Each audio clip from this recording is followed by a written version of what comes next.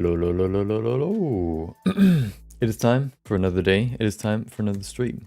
And today, you guessed it, we're going to do the same that we've done yesterday. Well, maybe not the same, but we're going to continue what we've worked on yesterday and also the last few days. Of course, as always, first of all, we're going to begin, or we have two topics today. Let's begin with that. We have two topics today. We have the 30-minute quick sketch, which we're going to do in the beginning. We have another fur ball today after the ice bear. Yeah, ice bear yesterday.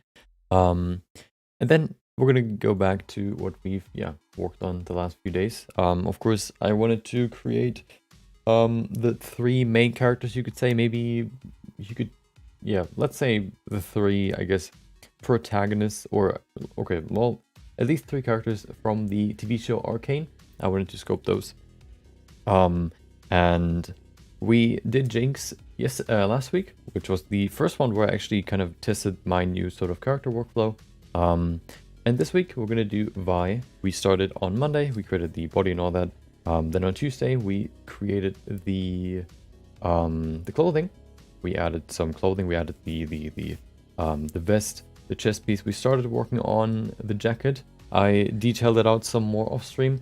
Worked out pretty well. The new technique that we have now, where we can create seams pretty easily. And then today, what we're gonna do is we're gonna go into the hair. So we're gonna create the hairstyle today. I blocked it out before. I have it blocked out basically. Now that all that is missing in that department, in the hair department, is basically to flesh it out. We're gonna use hair particle systems to create the hairstyle. Using the hair particle systems that I've used for Jinx. We're going to use the same for Vi, because then I can save some time just not having to set them all up. You know, we still create a new hairstyle from scratch, but I don't need to worry about all the boring details, let's say. You know, the basically fiddling around with the thickness of the hair, like the shape of the hair, you know, that's all just, it's always the same. So we can, you know, we're just going to use an old, or, you know, one that we've already used that I know works, to, you know, be safe in that regard. So that's what we're going to do today. We're going to become barbers. We're going to become hairstylists. Yesterday, well, we started a little bit later. Let's begin today right on time and go straight to the to Blender, so we can begin with the quick sketch. You can see today's fur ball, that derpy looking cat. Yeah, we'll see how long I don't know if I want to do the full body. I think that'll be a little bit too much. I don't know, maybe we'll do the full body. I always like to decide whether or not I want to spend more time on the face or on the whole body. If I do the whole body, well, or if I want to detail the face more, or if I want to include the whole body. If I include the whole body, of course, I don't have enough time to really go into the face too much. So it's kind of like a, you know, I like to decide between the two. This one looks pretty symmetrical, so we could maybe do the full body. We'll see. I think this sort of kind of works together. If you kind of just remove the body from there, from the shoulders, for example, it looks kind of weird. Maybe we'll do the full body. We'll see. We'll see how it turns out in the beginning, or how we get through. Welcome back, Ariel. Hope you enjoyed your day so far. Hope you got through the day well. Halfway through the work week. Another Wednesday. Another week is almost over, you could say. You know, Thursday is another, I guess, normal day, and then, or work day, I guess, and then Friday is another day where you can, you know, chill a little bit more, I guess. Hope you enjoyed your Wednesday. Let's go ahead and prepare, and then we can begin. 50%, perfect. I think we're good. Perfect, okay. We have the timer right here. Okay, you don't see the timer before I start. So why do I say here? Okay, let's begin the quick sketch, so we can go straight back to Vi and create the hairstyle. We might even have time to work on the clothing a little bit more. I finished the middle part. Well, not fully finished it, but at least created the main part of the vest, basically. That wasn't done. We couldn't finish it yesterday, so I worked on that off stream. Maybe we'll have some more time to work on that too. because I think that's like the part that requires the most attention because there are so many small details. So yeah, if you get there, maybe we can work on that too, depending on how much time we want to spend on the hairstyle, and also depending on how long I can stall today. let's not stall any longer and get straight into the quick sketch in 3, 2, 1, go. There you go. Okay, let's begin. So now that I've done some more animals again, I'm a little bit more comfortable when it comes to the overall, I guess you could say, workflow or the shape of animals. You know, I've done quite a lot of, I guess, humans recently. Well, maybe, you know, like 1 or 2 weeks ago. So I was kind of like out of the loop, I guess, or out of practice when it comes to like sculpting animals. They have quite a few similarities, but there's a little bit of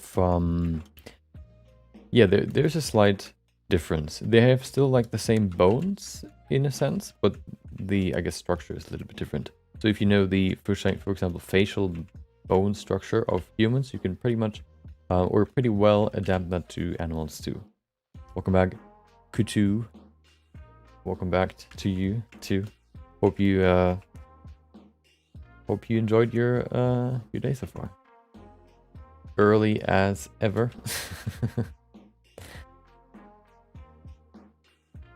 There you go.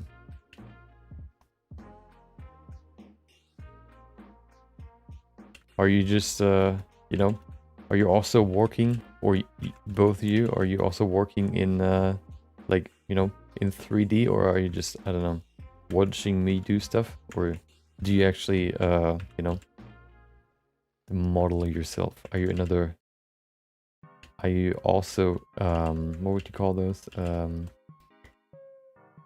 3D connoisseurs?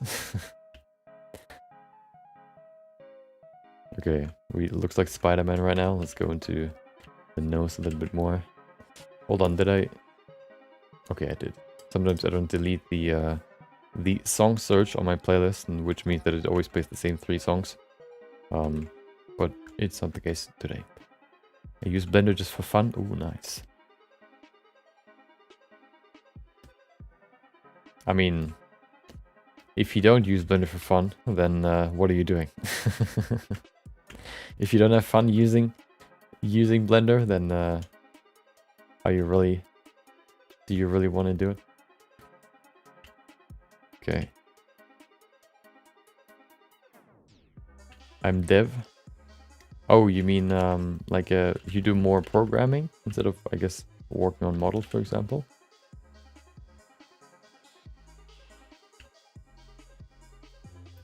There you go. Let's make the face a little bit wider. I kind of observed that cats have like an oval, or like a, what is it called? A trapezius shape when it comes to the head, because I think because of the fur on the side, and also the cheeks are a little bit wider. There you go. Just a little bit.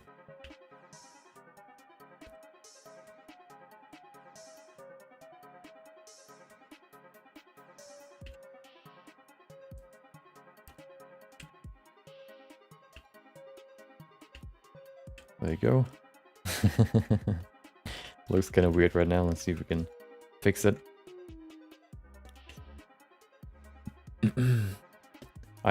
So before I actually started working at all when I was in high school, the first job, or the sort of goal job, I guess, that I had, when I, you know, decided what I want to do, was game designer. There was I think a school in like a little bit further away from where I live, where I would have like either have to drive to every day, or I would have to, you know, find some sort of apartment there. Do you know, to get to go to that school? But I decided to, I guess, do something more universal before doing graphic design, before I go into like a specific I guess, like more niche, I guess, area of expertise, let's say, which I think I actually am more, I'm actually glad about that I did that, because like, I think if you want to do anything with like whether it's video or I guess whatever, like print or web design, having basically learning graphic design helps you a lot, because it basically covers not only like how to design, like I guess the theory and of course the practical elements too, but it also teaches you about like typology, or we have actually did web design in school too. I wasn't that great at it, but we did it.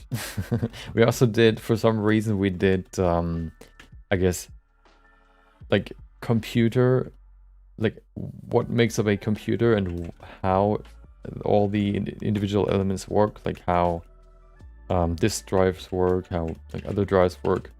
For some reason we did that too. I guess that, like, I don't know, you're working on a computer, so it makes sense to do that, maybe. Oh, I didn't have I didn't have dynamic topology enabled yet. That's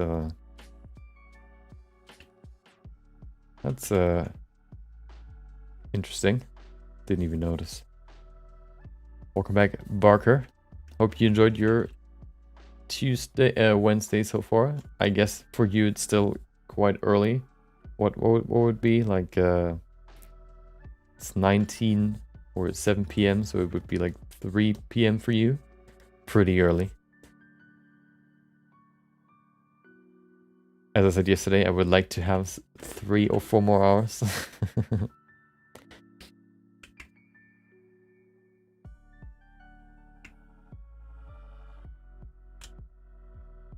Okay. Let's make those ears a little bit more interesting. Add them a little bit like a curved tip right there. Oh, that's a little bit too long. A little bit. There you go. 2248. Oh no. Where do you live, Ruku?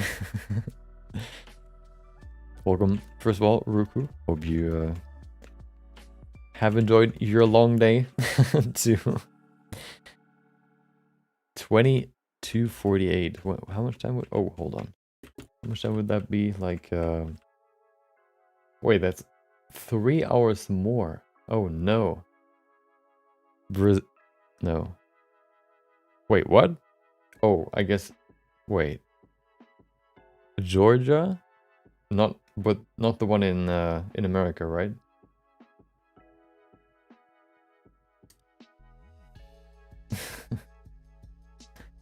Oh. There you go.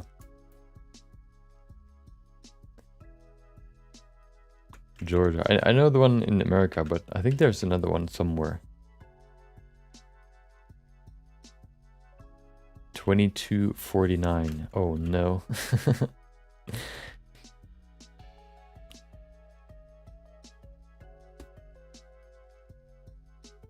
Well, I hope you enjoyed your evening then, so far.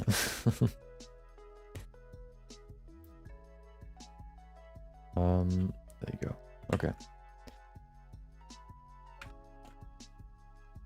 We have 20 minutes left. Okay.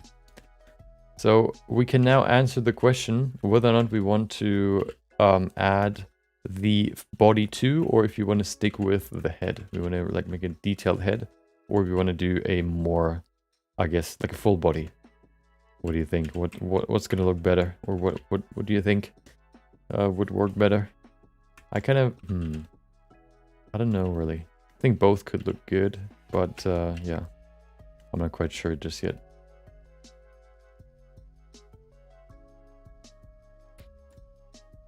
A country in Europe.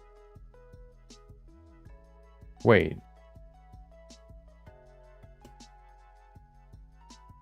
Oh, now I remember.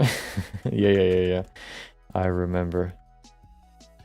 Yeah, my geology is not that good. But I think I know which one it is. Both. Oh no. I don't think we have time for both.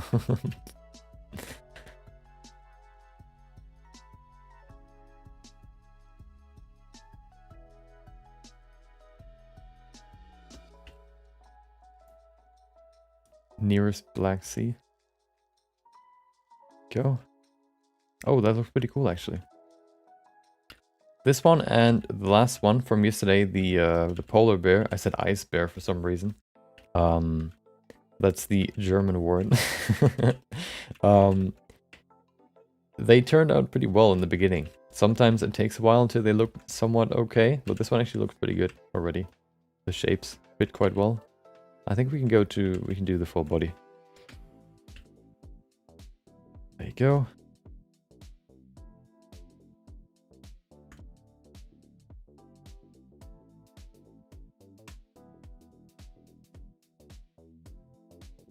Yeah, I'm gonna keep that there. I'm gonna keep it rough first, and then we're gonna, you know, I guess keep it rough to a degree where it still, you know, looks decent, and then we can go to the body. The ears look pretty good already, maybe a little bit more here and there, and then we can go to the body. There you go. Oh, hold on, we need front faces only, otherwise we destroy the geometry. There you go. Okay. Looks a little bit different than the one that we can see there, but I think that's okay. One thing we need to keep in mind is that the eyelids need to be round, otherwise the eyeball won't fit in here. Let's make them round. There you go. Okay.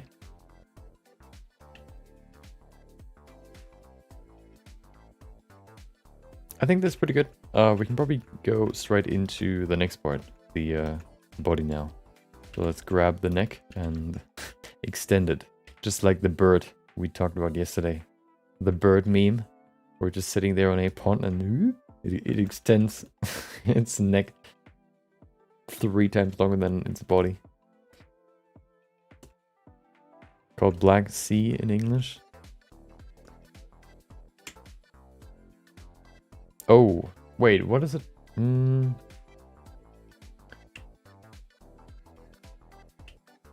Yeah, it's actually in German it's the same, Black Sea, but just like in German, of course. It doesn't have like a, you know, different name. It actually translates directly into the same. Some other words, of course, are different, but this one is the exact same.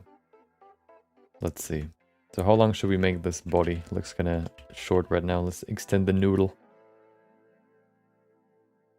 Let's see.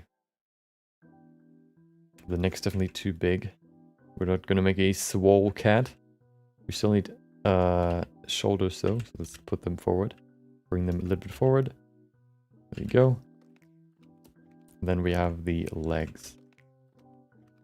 I don't really have a reference for the back, so I'm just going to wing it. I think looking it up takes too long. So it's either going to look okay or it's going to look horrible. Let's gamble.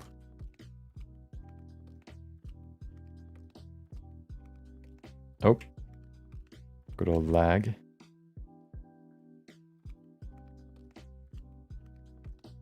Dude. Okay. Pull it down. There you go. How do cats actually sit that way? Do they just put their feet forward? I think so, right? Like just like this? That looks weird. Maybe not.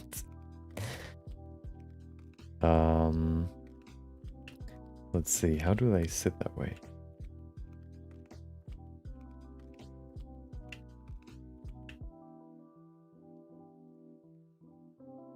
Let's watch this.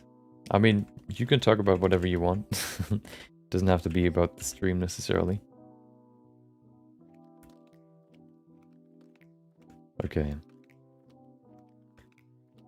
So, hold on. I need to see what cats look like when they sit like that. I don't really know how. Oh, hold on. Cat sitting.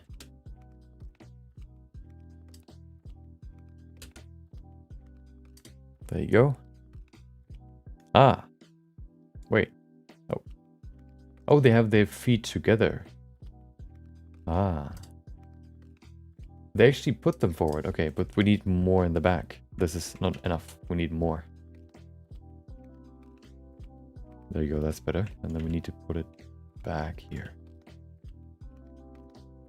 Okay.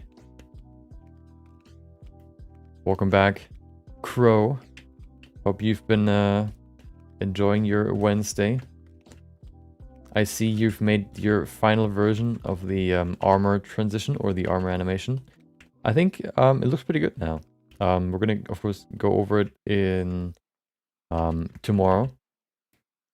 But I like the changes that you've made with the sort of transition.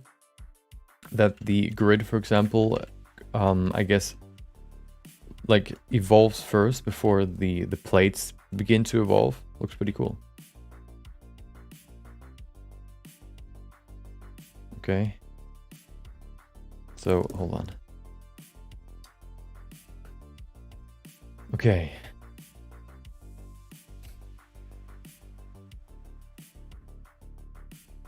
They have this arch back, just like squirrels. And then in the back they have their foot, and then it's forward. Looks weird right now. Let's see if we can make it look a little bit better than this. There you go. Okay, we also need the 2 feet in the front. Let's add them now. There you go. Looks especially weird right now. Why is it so laggy right now?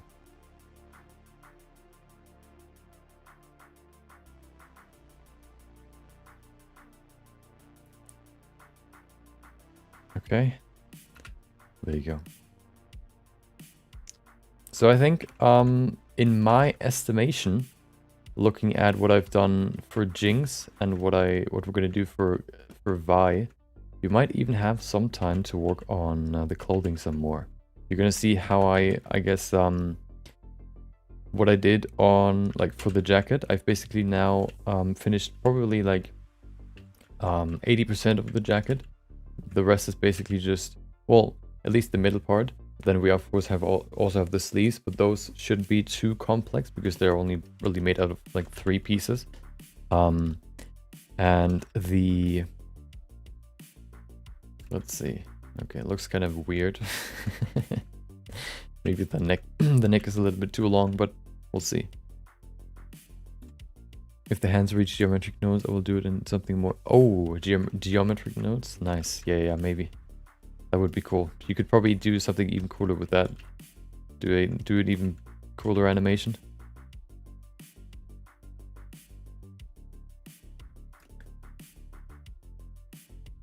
Okay.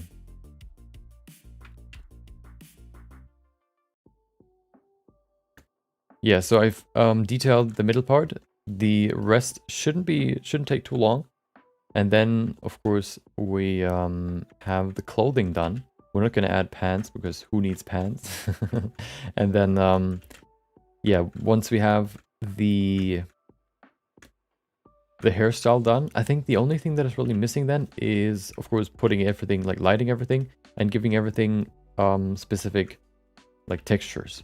Good thing is we already have a skin texture, so the only thing that that's like left is customizing the I guess the makeup, you could say, which shouldn't take too long. And then yeah, and then I can finish it.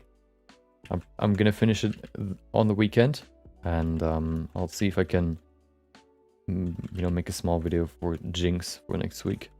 That's at least the plan. We'll see how that turns out.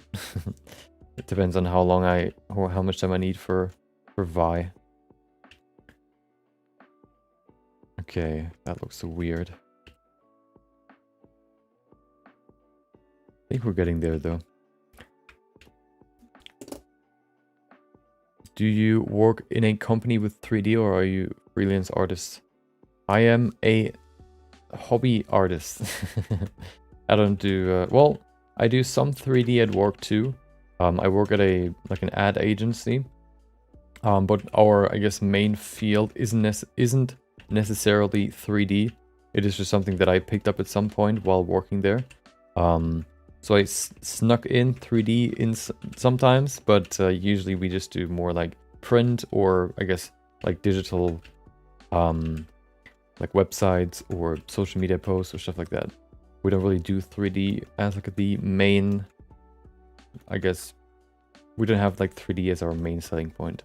I'm really the only one that sort of, I guess, can work with it. And if you're the only one that can do it, then, you know, it's kind of hard to sell that to, it's kind of hard to, I guess, implement that in, I guess, you know, in our work. Just because, like, if I'm sick, then nobody can work on it. And the project managers work with, or at least communicate with the client. And if they don't know what I do in 3D, then they can't really communicate that to the client. And so it's like, you know, it's a little bit harder to get that, I guess, through. Sometimes I get, usually I've done two projects for clients where I used 3D, I guess where I worked in 3D, where I included 3D in my work, and then a few more internal, I guess, projects.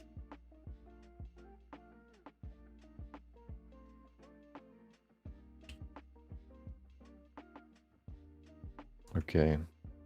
So the head, see, do you know that that meme of the horse, the drawn horse that looks perfect in the beginning, like the head looks perfect?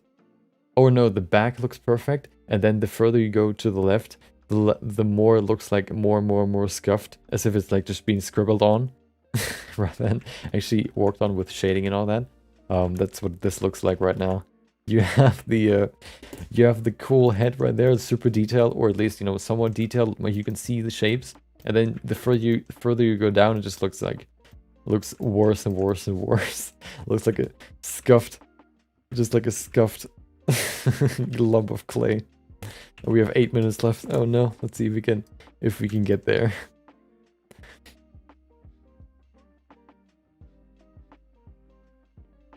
I'm not now here watching and trying to understand geometric nodes. Yeah, geometric nodes are quite complex. I don't really know what hold on. Wait. Oh. I don't really know too much about it. I'm still a noob at that too. But, you know, it's definitely a topic that is interesting to me. But it's more like procedural things always have to do with math more. And that's not really, I guess, my favorite topic, let's say. I don't like numbers. I like shapes and forms and working on those with tools. So I don't really get into those too much. Found one video where there's an interesting proposal for creating geometry with help of nodes. Oh, I'm sending some resumes to try to find a formal vacancy as junior. Oh, okay. Interesting.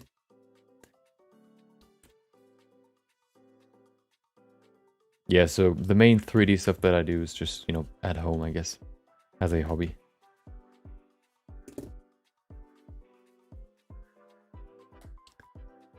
Welcome back, James. Hope you've been well today so far. Hope you're gonna be even weller now that you're here. Hope your wellness will increase. Yeah, I think the neck is just way too long. It looks okay in, I think, maybe it's the neck itself. Maybe. What about this? Yeah, it gets better, but it's not good. I think overall just the neck's too long. We need to pull it down. Let's do that right now.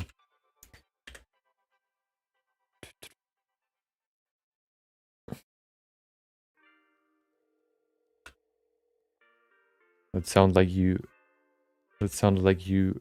Wait, what? To be honest, that sounds like you like math? What? You mean that I said I don't like math? No, I don't like math. Math is math has always been annoying to me. I'm not good at it. And the only math topic that I was good at in school was geometry, which you can probably imagine.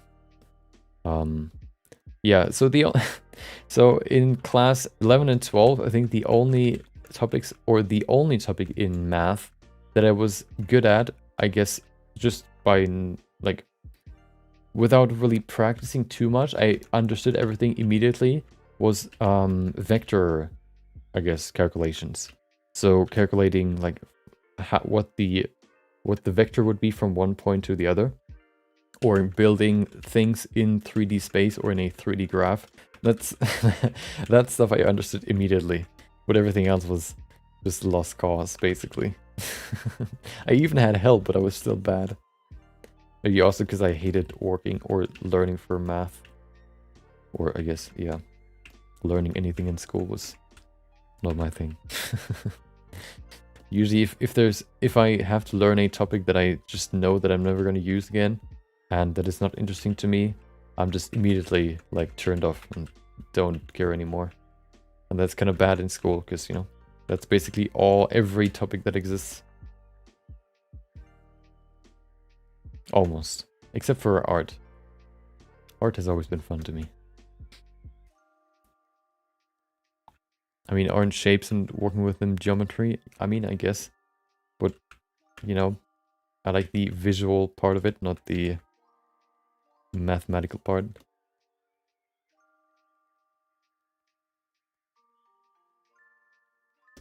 You know what we don't have? The most important part of a cat. The tail. How much time do we have left? Can't see the clock. Oh. 3 minutes. Okay. We can do this.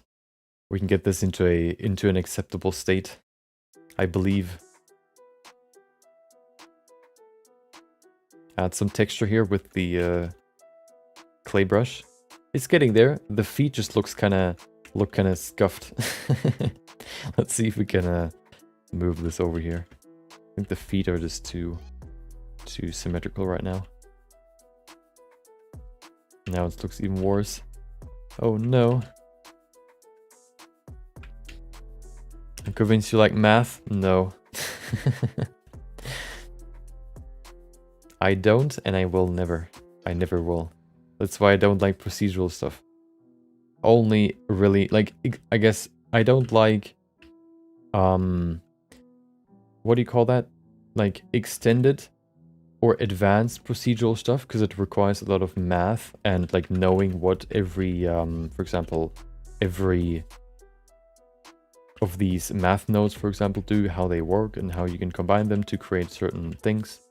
Like certain shapes, for example. I like creating procedural textures that I can like see, but if I have to kind of imagine them by doing calculations in my head, then I'm done. That's not something I will probably ever like. Maybe I like it at some point because it kind of, you know, it's kind of part of 3D, but I don't know.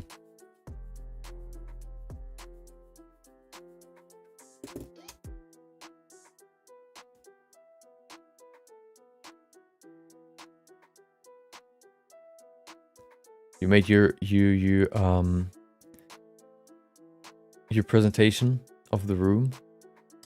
Did you send that recently, or was that the one that you posted, the helmet thingy, or the another one? The armor for the helmet, or the armor helmet?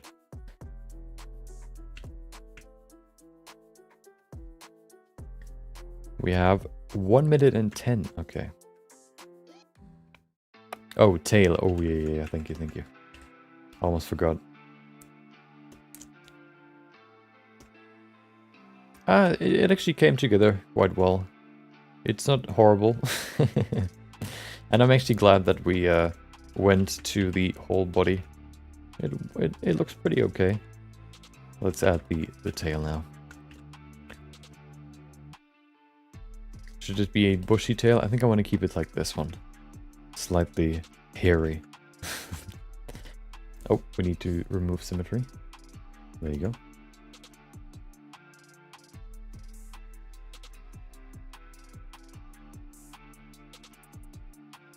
Look at that. Isn't that beautiful? Perfect.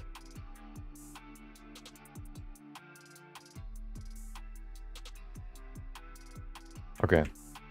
Finish the tail and we can maybe even add a small expression.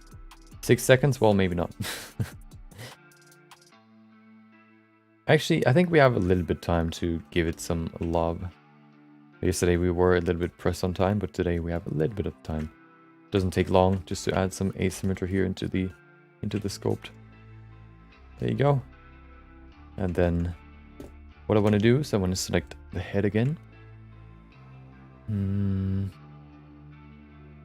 Yep. Select the head. There you go. Get rid of some of the mask here. Perfect. And then smooth it for more smoother transitions. Okay, invert. Then we're going to use these transformation tools. We need to set it. Oh, remove symmetry. Perfect. Sculpt, set pivot to mask border, which moves the rotation origin to the border of the mask. So basically, where it transitions from black to white. Now we can do this. Oh, maybe like that. There you go. Slight rotation to the right. And then maybe even a little of a head tilt. There you go. Perfect. And we copied that from this one too. I think, you know, just these small changes, adding some asymmetry can really enhance, I guess, a character or a sculpt's look. Because it kind of, you know, makes everything look a little bit more realistic. Because nothing really in real life is symmetrical. So I'm keeping that in mind when you do sculpt. It's also very important. Okay, there it is. Look at him. Let's get him in the frame. I have an idea. We can maybe include more of him or it in the sculpt by doing a different, I guess, angle like this maybe. We can focus on the face. Maybe the angle will be too big. We'll see. What if we change the depth of field? I mean the focal length to 50. So we include more. There you go.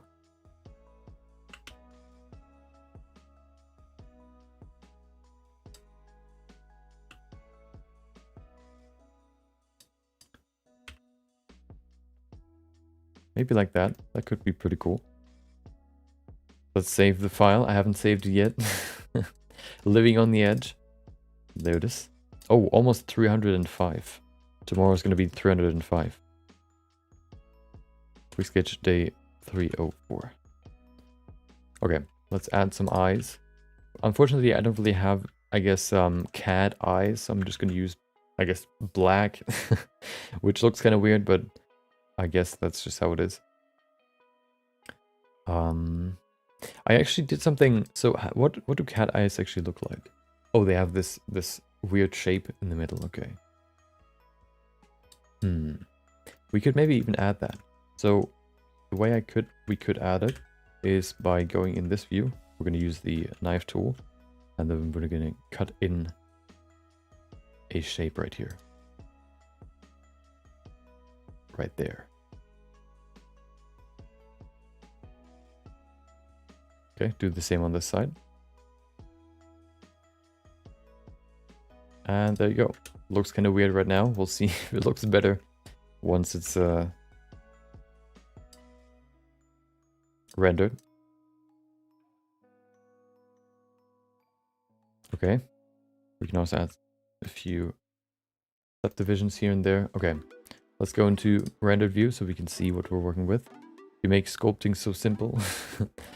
I mean, after probably like hundreds of sculpts at some point, you kind of get used to the workflow or the tools. Okay. Let's add. I removed all the lights. Maybe we should bring back some of them at least. Or we can add the ones that we're going to use in the end. Collection light. There it is. Okay. Let's go in here and finish this eyeball. What I want to do is I want to create two materials. The first one will be rough, no, glossy. Make it, let's see, like a brownish, desaturated. Actually, desaturated, maybe like that. That could be good. A little bit darker. There you go, nice and brown. And then we can select all the other faces. These ones here. And then we can add a new material in slot 2. Assign. Make a new material. And this one will be 0 specularity and black. And full roughness. This way we get... Wait, no, we need no roughness. It looks like this right now, but if we bring down the roughness, we should get glossiness, or maybe not. Maybe it just doesn't work. Hold on.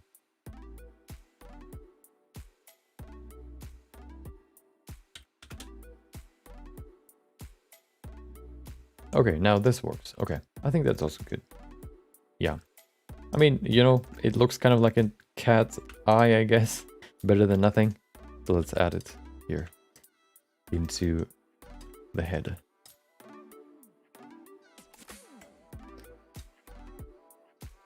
Yeah, I think it works quite well. Ooh.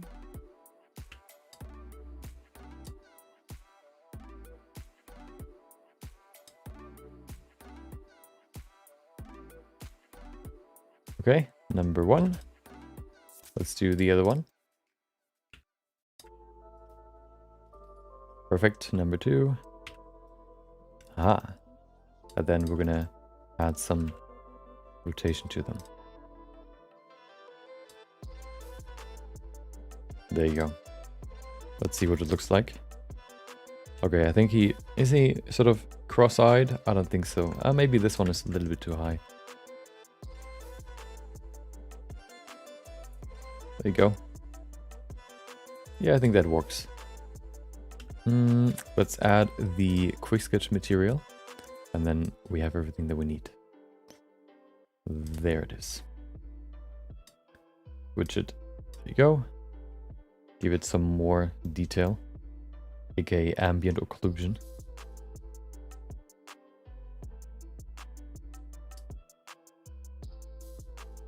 Looks kind of weird, but I guess I guess that's okay.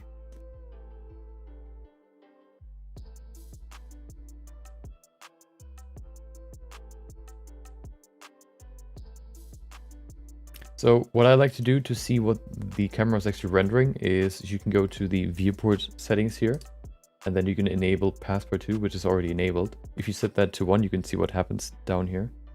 It only shows you what you actually render. What we can see is that the legs are not included right now. I kind of want to see at least part of them. I probably want to move the camera a little bit. Maybe like this. I think that works quite well. I also want to use depth of field just to kind of add some more feeling of depth. There you go. And if you make the depth of field quite shallow, we can make it look quite deep. See how now the face is in focus, but everything else is sort of blurry. Perfect.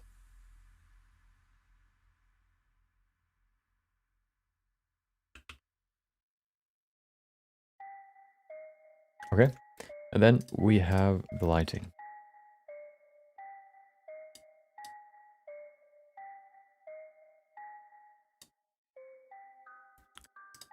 I think I want to make a more soft, I want to have more soft shadow, so I'm going to increase the size. There you go. And then we can place the light. That looks pretty cool. Maybe more on this side, because then we can see the reflection in the eye a little bit better. I think that looks pretty cool. And then another one. Maybe on the other side? No. A little bit smaller. Right there. So you can see the difference with it and without it. A little bit darker down there. Now it's a little bit brighter. I actually like the darkness, so maybe we'll keep it. Where's my light? Oh. Maybe we'll place it on this side. Do we even need it? I don't even think we need it, so we can probably just get rid of it. Okay. But there's one thing we need, and that is color. Let's add the color. That looks pretty cool. I like the sort of color wrapping around the tail and also the back. And then let's see what color we should use. What colors did we use the last few times? Let's see.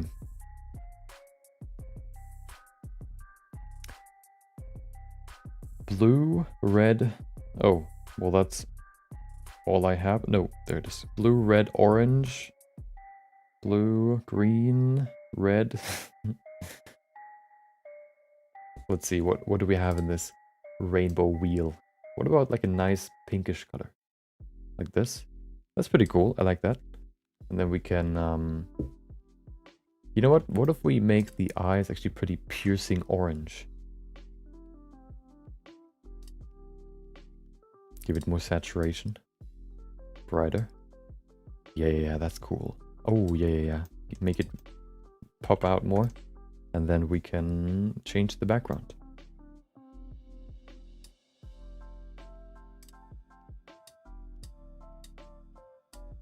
There it is. Maybe we can make it darker.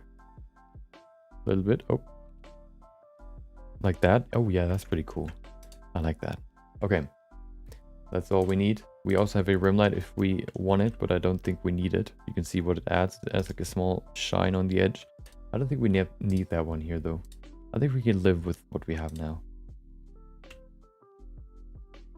Yeah.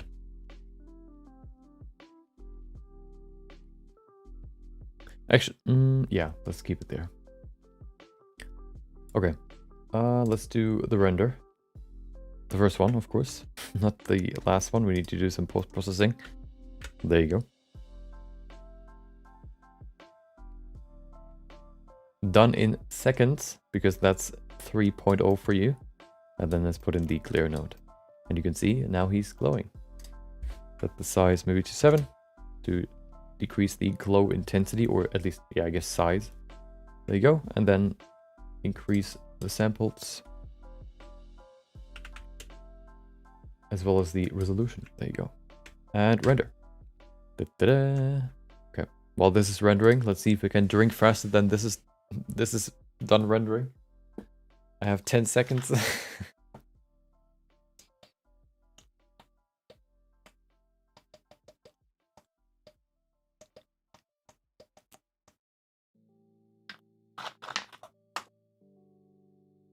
Oh, just in time. Nice. Oh, we actually forgot whiskers, but I guess it is how it is. Let's save the image and go to Photoshop real quick and finish the image. Do some post-processing. Some PP.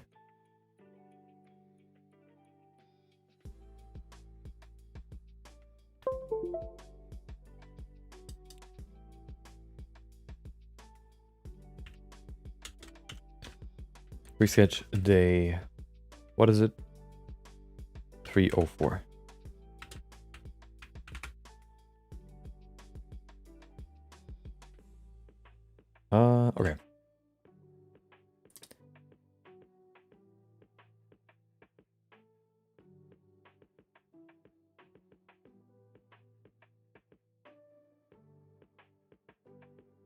Okay.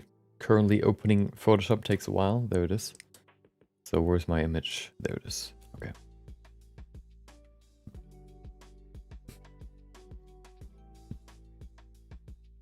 There you go. Okay. Look at him. Isn't he cute? Look at his eyes. Okay.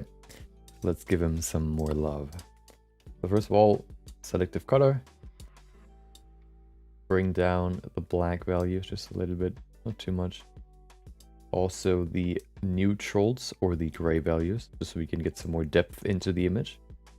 There you go. And then we can also increase the whites a little bit to increase the contrast here at the top. Look at that. Do you see the difference? That's after and that's before. After, before. We can also add one more thing, which is vibrance. So we can increase the vibrance of the colors. It's similar to saturation. It's, I guess, a little softer. There you go.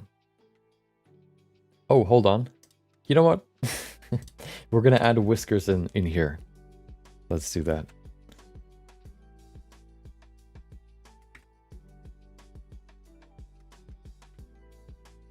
Oh, hold on. I need to increase opacity. There you go. There you go. Perfect. Okay, done.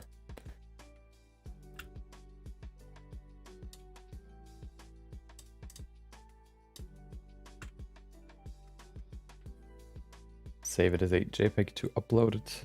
There you go. Perfect.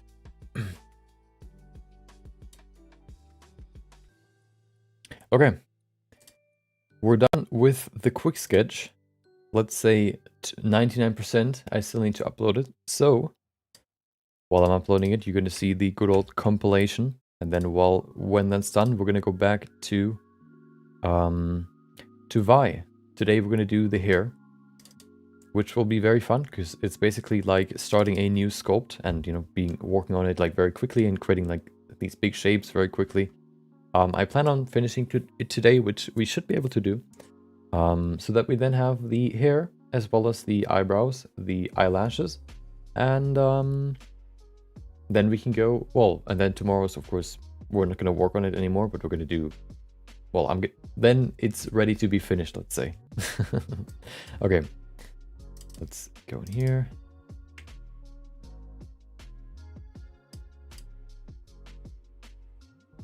There you go. Perfect. Okay. Yep. So, without further ado, I hope you enjoy the compilation. Drink, stay hydrated. I'm gonna see you in 3 minutes, and then we're gonna begin.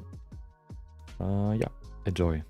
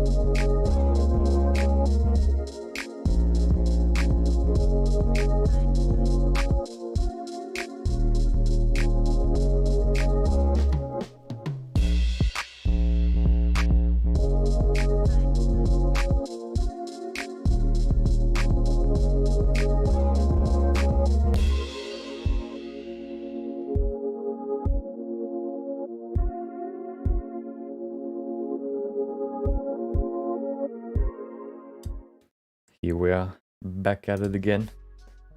And we're ready to go into the next topic, which, of course, is Vi. You can see here already. And there she is. So what I did off stream was I worked on the jacket a little bit. It is quite... Wait, is it? There it is.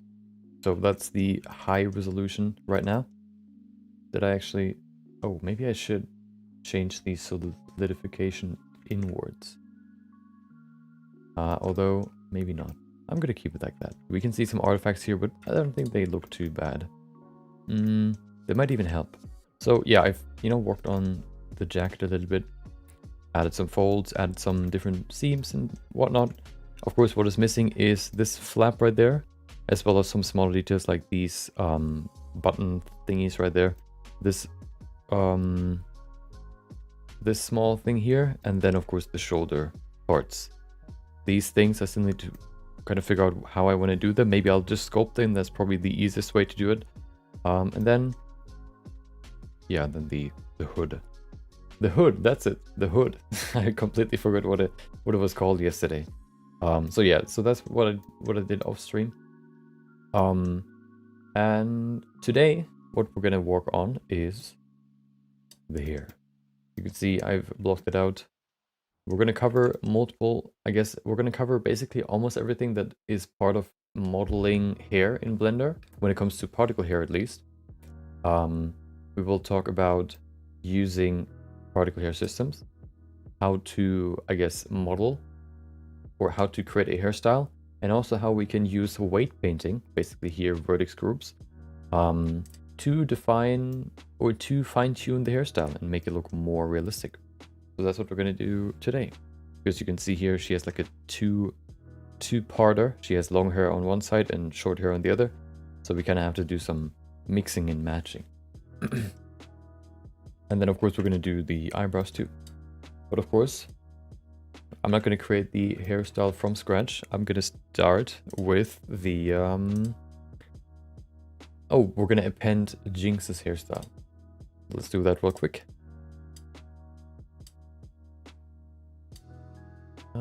Nope, yeah, there it is. There it is. Okay. Oh, yeah. Collection here. Oh, it's actually in a similar place.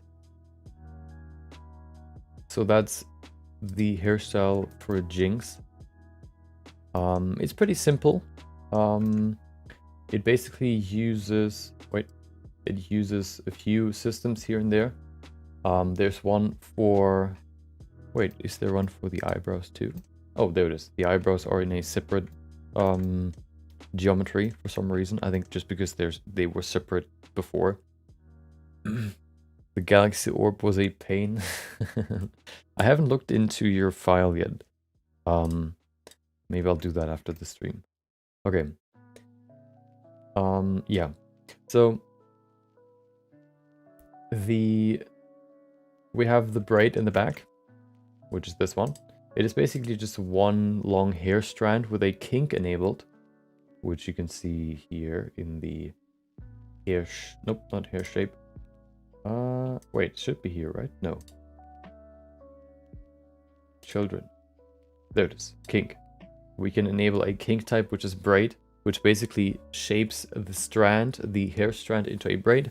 Very useful for, of course, braids. We have a few more here too if we need them at some point, but we don't need them today. We don't need the braid. We don't have any braids. We only really have like the only thing we really need that we can see in here is the hair system 1 and the hair system 2. And then maybe the floaters, maybe. And we're gonna make one, like a new one too. So we don't need the braid, so we can get rid of it. And then let's go over. Okay, apparently I deleted a different one for why. There it is. Okay, so the braids are gone. What we're left with is this part here, the part that's going to the back, and then we also have the one that's in the front. The one in the front is strand and strand 2. What I like to do is I like to set up my hair systems or my hairstyles in 3 layers. The first one is the fill layer, basically just to fill the volume of the hair so that you don't see skin when you look through the hair strands. Hair system 2 is to break up the structure of the hair, the fill hair, to give it some more randomness, which of course is part of every realistic model, as well as just to kind of break up the structure, make it look more interesting, less, I guess, monotone, you could say. And then sometimes I also use like floaters, I call them, basically these, you know, these hair strands that just kind of go in all directions. They don't really follow any flow. That just kind of, you know, they kind of float around the main head of hair, basically. I don't think they are set up right now. Yeah, you can see. That's not what floaters should look like. But yeah, you know, we might use these two, like just individual hair strands, basically. And then we also have the front right there, the strand and strand 2, which basically just cover the same 2 levels of hair, just for the small, I guess, you know, the small strand there in the front.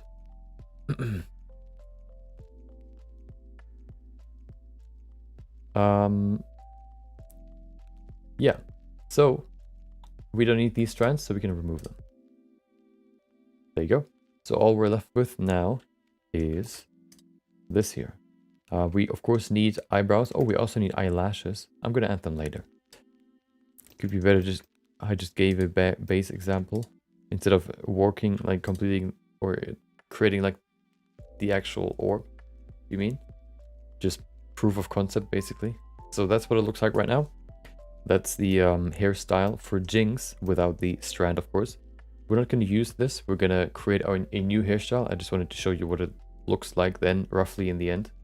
Okay, yeah, so that's sort of the look that we're going to go for. I have a few things that I want to do better this time compared to last time. So yeah, we can talk about that once we get there. First of all, we need to place the model.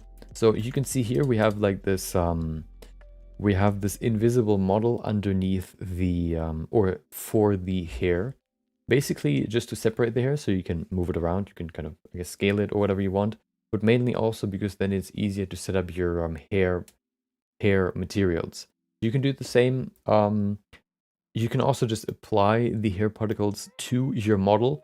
The problem will then be, though, that the hair particle systems also always kind of emit start and the surface of your model. So if you would use your normal face model or your normal character model as your, I guess, starting point for the emission, the problem there is that basically you can sometimes see hair strands sort of floating in midair, because sometimes they have a slight distance between the surface and the hair, where the hair strand begins. So what you would usually do is you would create a new, you would duplicate the head where the hair would emit from, and then you would basically shrink it down just a little bit so that all the hair start from within the head, basically. Somebody just followed. Hold on. Let me pull up my list right now. So that's why we have another copy, basically, of that. Oh. Okay. Wait, there it is. Is it another bot? No, it's not. It's Abdul054. Hope you enjoyed your Wednesday so far, Abdul. Thank you for following. Welcome. So, okay. So, we're not going to use the strand that we have here. We're going to make a new hairstyle. So, what we can do is we can go into... Well, I basically now want to delete the edit because we don't need the edit. So let's delete the edit. You can see something happened. Let's get rid of all these hair particles. I need to go into particle edit. Particle edit is basically where you can edit the hair strand position, or you can model the hairstyle. We're not going to do that just yet, but I want to at least remove all the hair strands so we can begin from scratch. There you go. Particle. Okay, we have none left. We can see we have some left. Why? Because that's the second hair strand or hair system. Right there. Wait. Oh, that's why there's a strand. There you go. We have another one. This one is just to kind of break up the structure as we said before. So we're going to delete the edit here too. And there you go. We have no hair anymore. I'm going to keep the eyebrows because the eyebrows have a certain structure that basically works for every character. We might restyle it a little bit, especially with white painting, because she has a scar there. Actually, like me, today I shaved my eyebrows. I didn't like remove them. I just I guess shortened them. And I discovered that I rediscovered that I have like a scar right there on my eyebrow. I don't know if you can see that, like a small line right there. She has that too, so we're alike. We're actually on the same side too. When you have scars, that's usually where, if you have a scar where there would be hair, there's basically like a lack of hair. If you have a scar on a spot where hair was growing out of before, that's basically then never going to be, I guess, overgrown by hair anymore. There will not be like hair growing out of that scar anymore. Which is why if you have characters that have like a scar going through the eyebrow, if you have like this cut right there where there's like no hair in the middle, we can do that with weight painting. So we don't style the eyebrows that way. We can use here, I guess, weight painting to make to draw like a line through the eyebrow to get rid of the hair in that spot.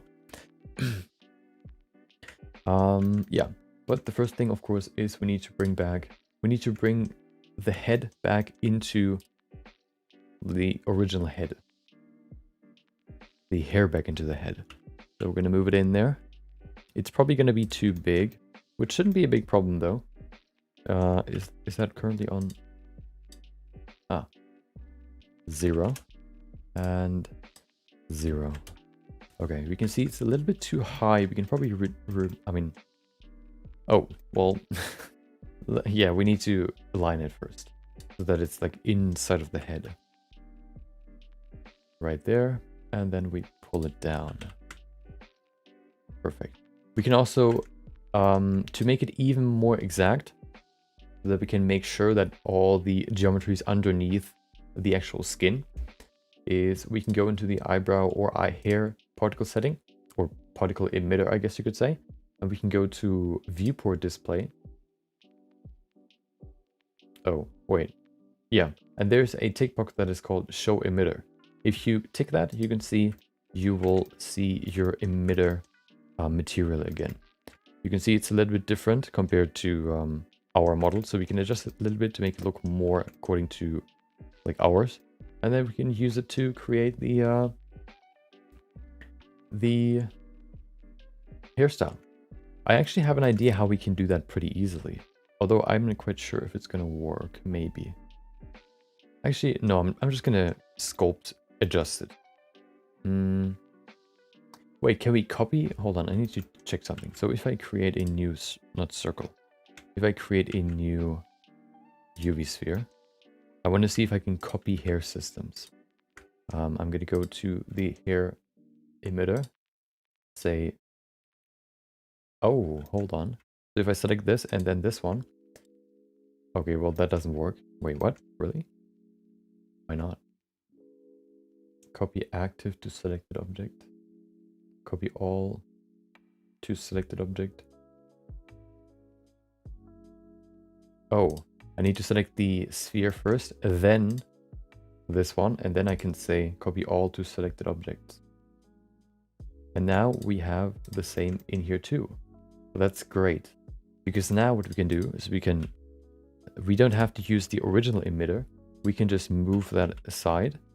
We can go to the mesh that we already have, and then we select all the geometry that is basically part of the hair, or where hair is going to grow out of.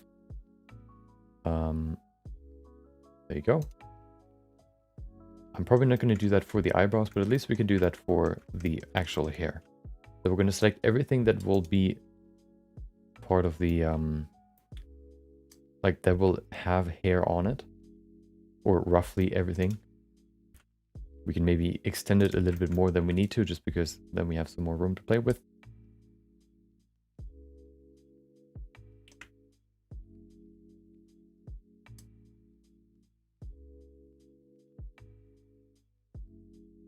There you go, selecting everything that we need.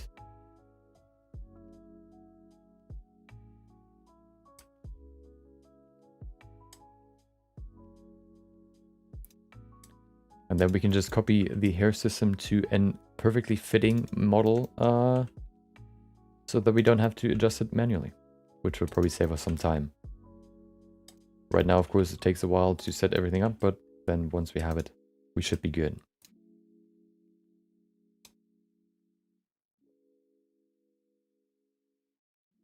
There you go. Okay, let's duplicate it. P for separate by selection. Now we have a new model. You can see it's perfectly like a what is it called? Like a bald cap, basically. We don't need more resolution though, so we can probably remove multi-resolution. We can maybe add one level. I think one level is enough. Yeah, let's apply it now.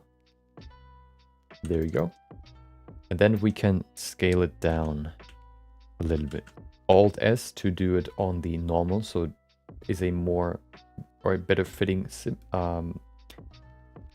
what is it? Scaling. There you go. And now it's inside of the head. You can see it right there. Now we're gonna go select this. Wait, where's my hair? There it is. Call it hair base. Okay. Select this one first, and then hair base, and then, oh no, hair base first. And then hair, and then we go into particle systems. That was the wrong one.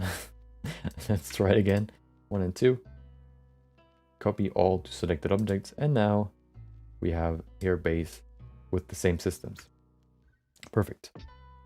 Okay, let's begin creating the hairstyle. We're going to create the long hairs first, and then we're going to add the short hair after. Let me make a quick new save so I can, I'm not messing anything up. Perfect. Okay. Let's begin with hair particle system number 1.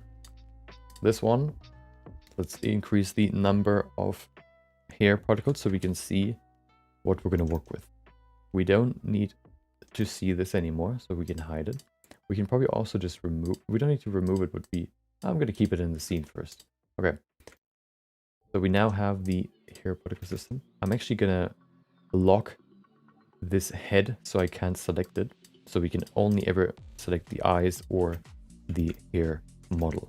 Now we can see the hair strand. You can see it's quite big.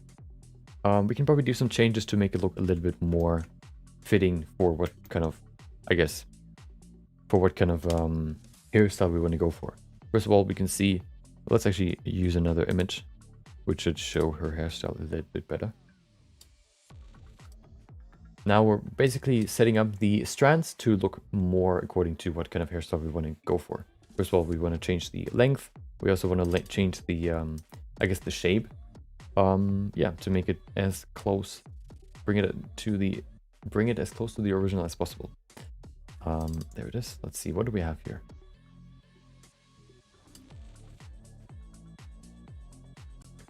There it is.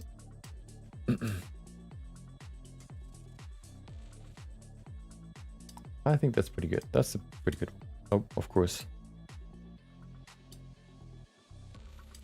Wait, there it is. So, yeah. So we can see the hairstyle right there.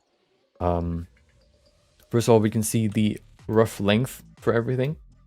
I think the longest hair might probably be somewhere up here, going all the way over there. Maybe even in the front here. So you can see this hair strand is definitely too long. So we can change the length. We can still change it later if we need to. This is just like a pre-made setting. I think that's probably like the maximum. Then we can also see that the strands here have like a sharp ending. For us, it's just round or flat, I guess. Let's change that too. We can do that in, first of all, I'm going to change the display amount because that's quite a lot. Let's do, I don't know, 100. Should be good enough. Maybe even, let's go with 100. Then we can see, actually, let's go 300. There you go. We can see the clumping. We need clumping. Clumping basically means where the hair sort of sticks together. We can increase clumping, which you can see brings the hair closer together. We can bring it all the way to the middle, or we can, you know, leave it a little bit open. I think I actually want to bring it all the way into the middle. I think that will help us here. You can see it's not perfectly in the middle because there are some stray hairs that I have added in this system, which we can still adjust. Maybe we'll even keep them there. We can also change the shape. The shape is basically meaning when the clumping starts. Right now it's basically just beginning at the beginning of the hair strand to the end. So it's like a straight line downwards, like a gradient. We can also change the shape so that it's more round like this. I think I want to go with something like this so that we can keep the volume of the hair for a long time before it then ends in a sharp ending, I guess you could say. There you go. I think that's pretty good.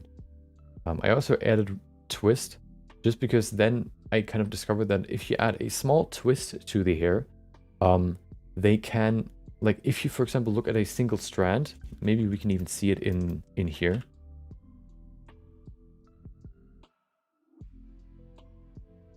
If you look at this strand right now, we don't really have a good background. Hold on. There you go.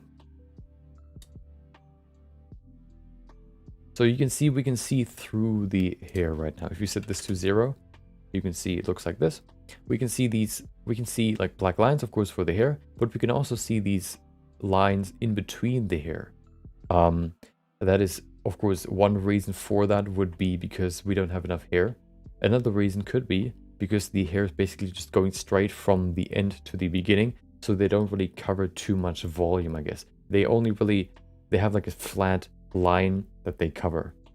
If we increase twist though, they go diagonal and can this way kind of cover more space in 3D space, I guess. I'm going to show you what I mean.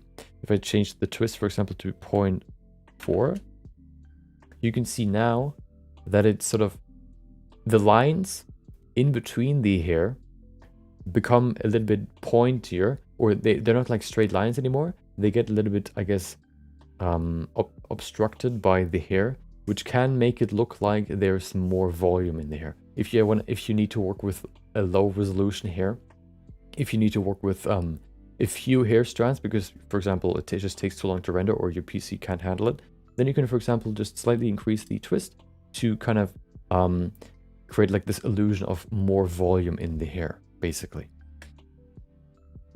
That's, for example, one way you can do that.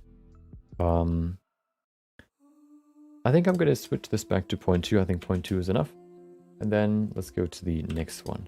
Maybe this one is a little bit too sharp. You can see here how sharply it ends. Usually hair isn't like perfectly, you know, it doesn't meet in the center like this. So we can maybe decrease the clumping to 0.8 maybe. Maybe, yeah.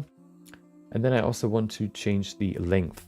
The length is basically determining when or where the hair, I guess it adds like a variation of hair length, which means if I decrease the length, you can see, woo, it gets shorter all the way to 0 if you want to, or of course 1. So it goes from 1 to 0, 0% to 100% length. You can then decrease that, for example, to 0.75, and then you can increase the threshold. The threshold basically determines the, as you can read there, the amount of particles left untouched by child path length. Basically, how many children will be affected by this length change. So if you change the threshold to 0.5, you can see 50% of all the hair is 0.75 or 75% as long as the longest hair. Yeah, so that's one way you can kind of, I guess, make your hair look a little bit more realistic by adding some variation there too. See, now we have like some end there, some end somewhere over here, some end at the end. That's another way you can, you know, add some variation into the hair. Those are usually my go-to values: length 0.750 and threshold 0.5. Maybe there are better values, but that's what I usually use. Let me check something real quick. There you go. Okay.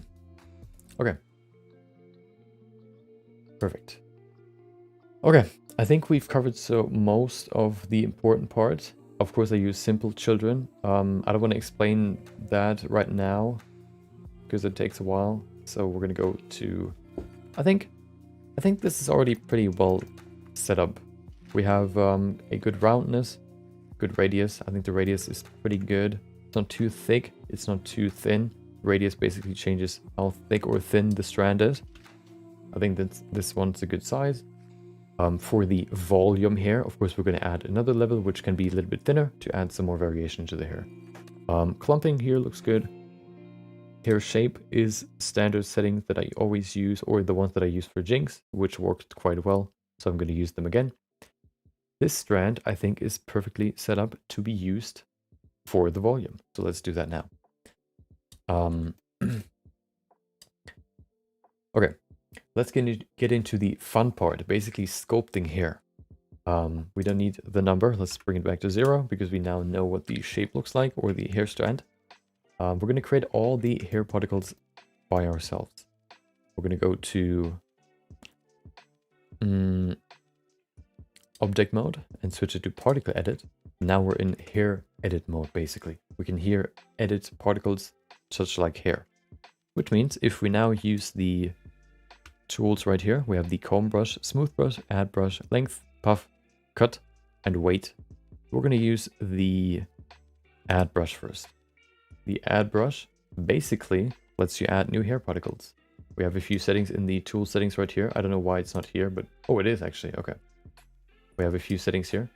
One of them being the radius. Basically the radius of the brush, which is not important for how we do it. We can see the count, how many hair particles we add by using the brush once. This one I'm going to set to 1 because we want to do one strand at a time. Steps, I think brush steps. Yeah. So the steps, I think, mean like the rate at which it basically applies the brush to your model while you're brushing with the brush. So basically, usually in like digital programs, if you use a brush, it applies like a certain image, for example in Photoshop, or like for example here, it creates new hair strands every certain distance, as you can see. That's the current distance, that's 10. You can see the distance between these hair particles. If we reduce this, for example, or if we increase it to 20, it should now be twice as wide. You can see here, that's 20. Let's do 40. And you can see they're a little bit wider apart, basically. That's what the steps do. We don't need steps because we're just going to click to create a new hair particle. I'm just going to set this to 110 again. We're going to use keys. Oh, there's actually a pretty important setting in here, which is interpolate. I actually haven't used that for Jinx, but it's very, very, very useful. I'm going to use that for this one, though. Keys basically determine the amount of resolution that a hair has. We can see the resolution once we add a hair. I'm going to keep that at probably 5 should be enough. Yeah. So now we can begin modeling the hair.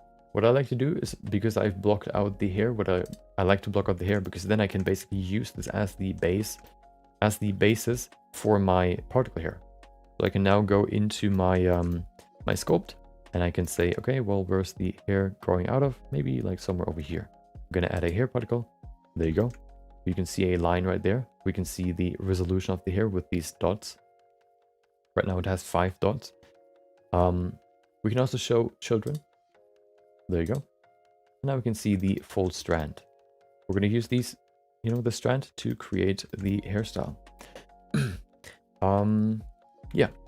So now that we have a hair particle, I guess, we can use the comb brush to, you guessed it, comb it. Woo. Now we can comb the hair into the right spot.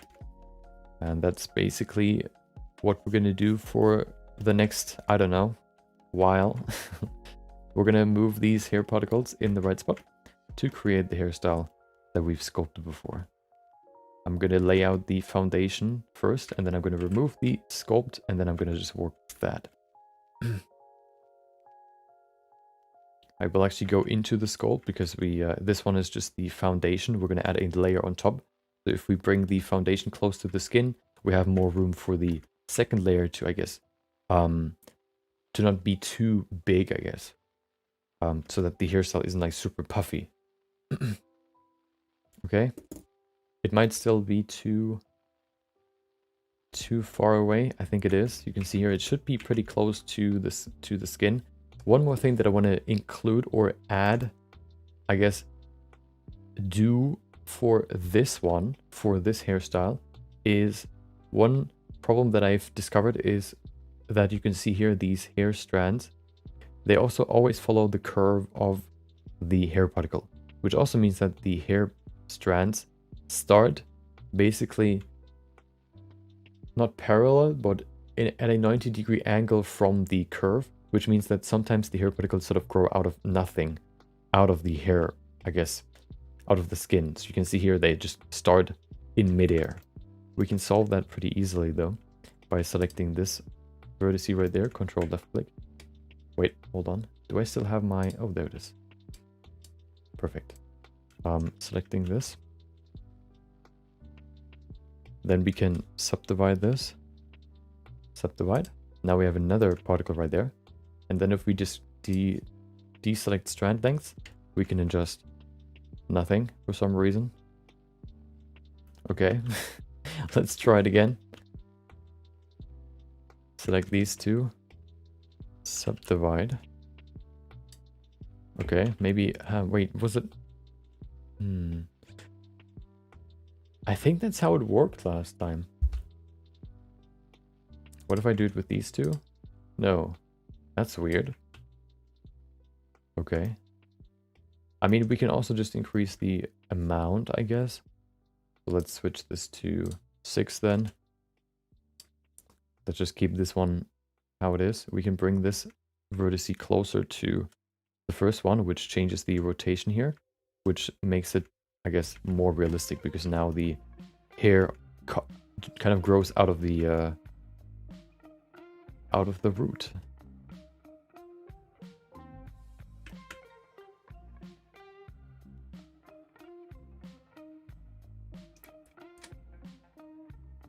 Now it's time to style.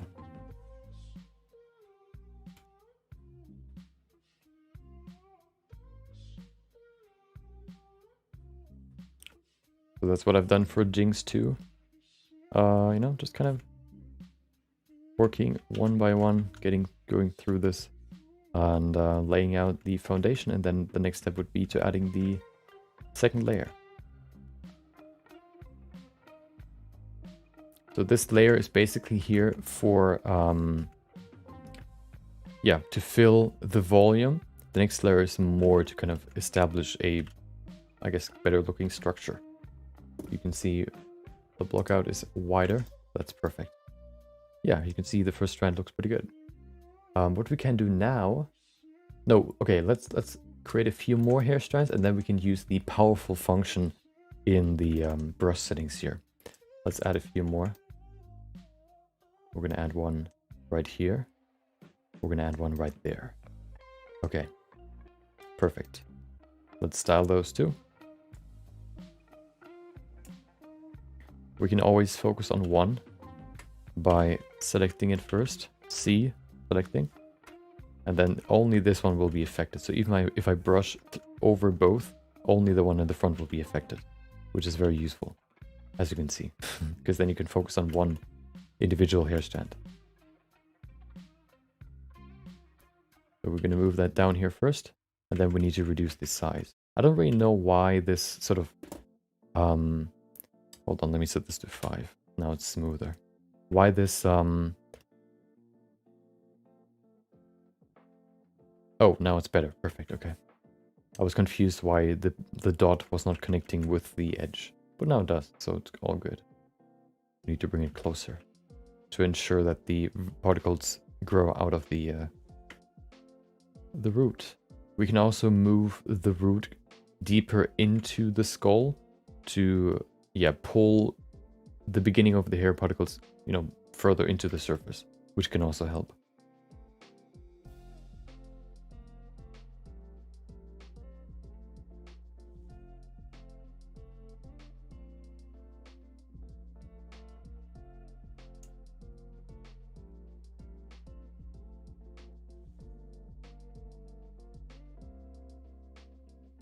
Okay.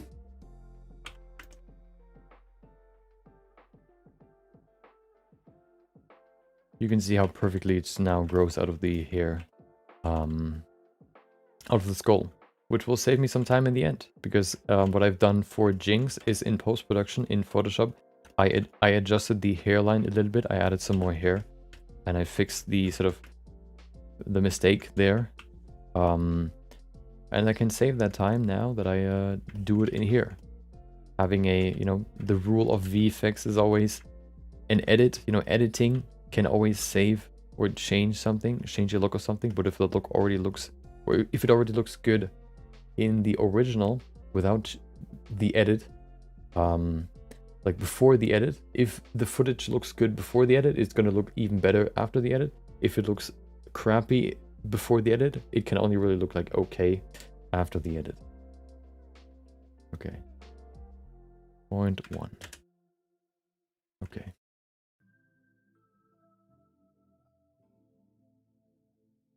So if you set up your hair particle system well in the beginning, you don't need to do too much post-production afterwards for the hair. Okay, let's do this one here. There you go.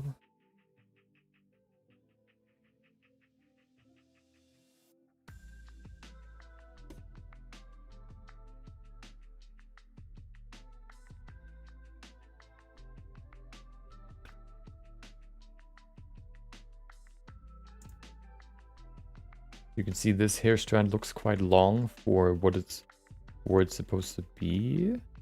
Although maybe it's actually long enough. Let's see. That's quite long. You know what? No, I'm gonna keep it that long. I think it works.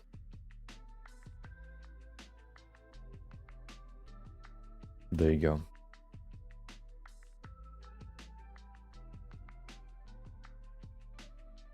Okay. Let's fix this.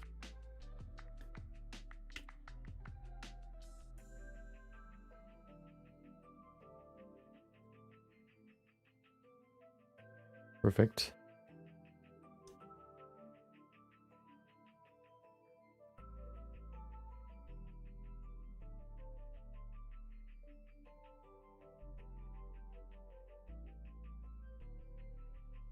Okay, get rid of the blockout so we can finish the strand, and then I can show you the magic tool, the magic setting rather.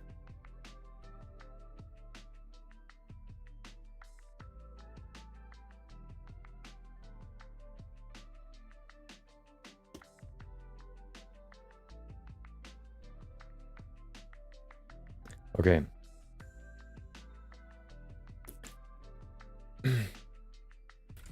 So, let me show you the most important, probably the most important part of the ad, or the most important tool when you want to create your own particle hair styles. And that is the interpolate tick box.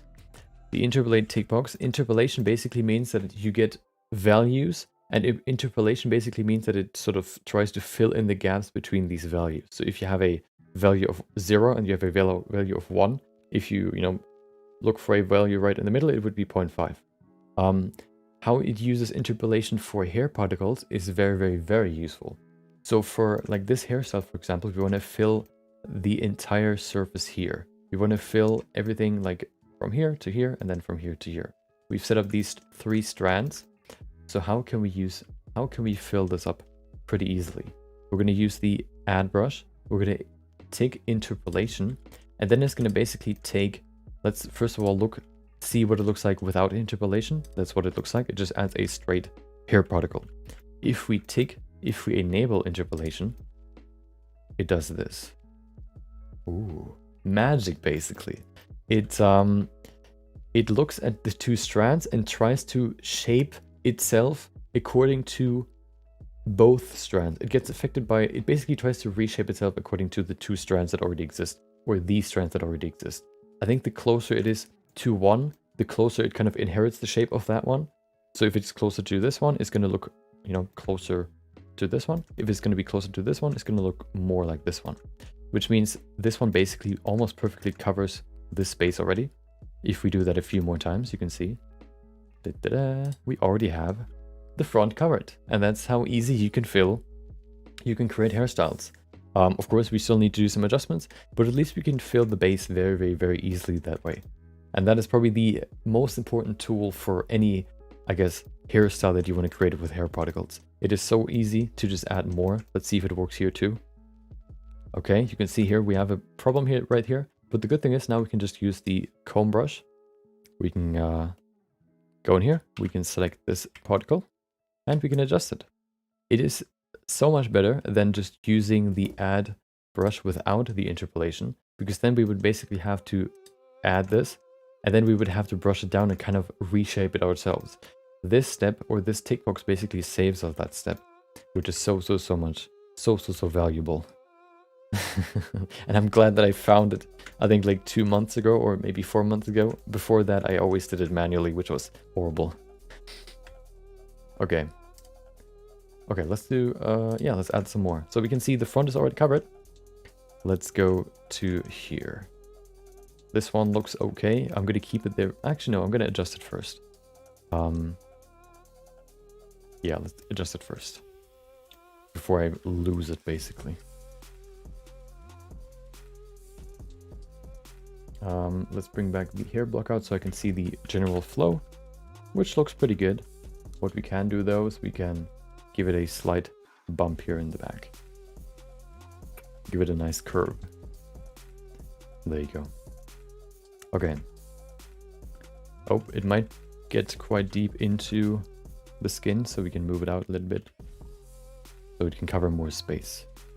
The deeper it is in the skin, the more it gets the more hair strands are, I guess, not visible, which, you know, removes or reduces the density.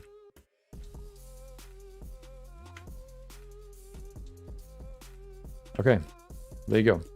Let's see how well it works for the rest of these gaps here.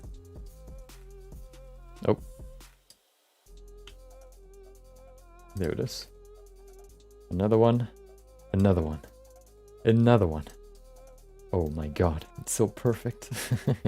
Another one. Another one. And there you go. We already have the side basically done. We're gonna add some more to add some more structure into it. But you can see, that's how easy you can create a hairstyle. Yeah, with the right settings and tools, I guess. Yeah, we need a few more though.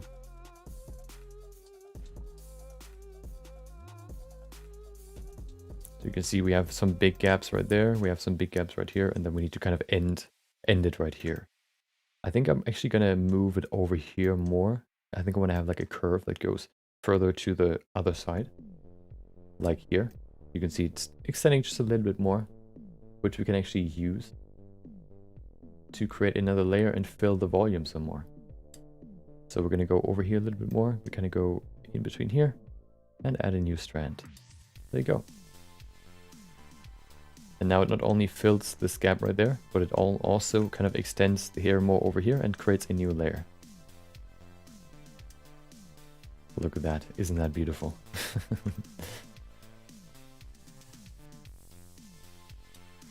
Oh. Nope. Let's do one here. Perfect. Okay. Let's adjust these here in the back. I think with the ones that we now have, we can fill this space a little bit more efficiently. You can see how close these are. We can space them out some more.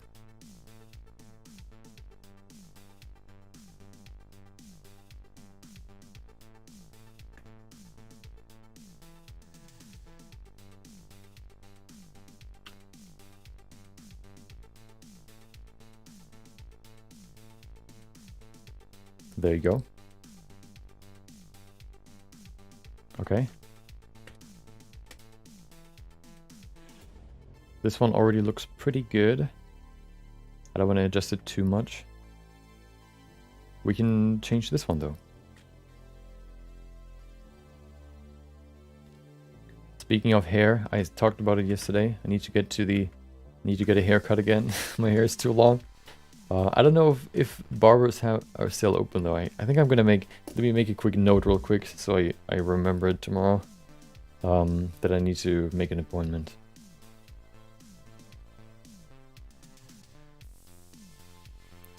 because otherwise I'm gonna forget it. Usually what I do if I know that I need to remember something the next day, I usually go into my timer or my clock, I guess, app on my phone, and just set a set an alarm so that it rings when I want to like do whatever when I want to remember what I want to remember. So let's set it maybe at 15:45. Let's say 16. Perfect. What day is it? Thursday.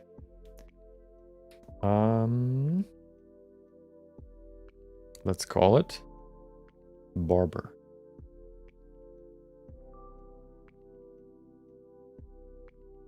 Okay. Perfect. Gonna ring in 18 hours and 43 seconds. Minutes. And there you go. We've covered everything right there. We've covered the volume basically. Let's see what it looks like in rendered view.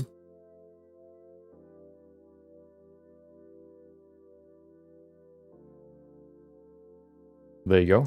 So this is already pretty well covered. You can see the front is still kind of lacking. The back looks pretty good too. As long as we can't see through the hair here, it's pretty much, yeah, it's pretty good. Yeah, right now she kind of looks like a punker Karen. Let's fix that real quick. Another one. Oh, we can see there's one strand going through the ear. That's one thing we need to do too. Let me quickly reduce the resolution here. There you go. Just so the render is a little bit quicker. There you go. Perfect. Okay. Let's continue.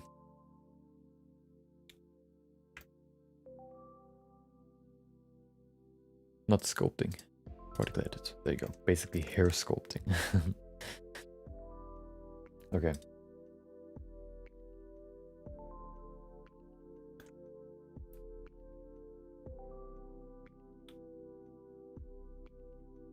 We definitely need to fill the front some more. I'm gonna add one right there. And move it forward.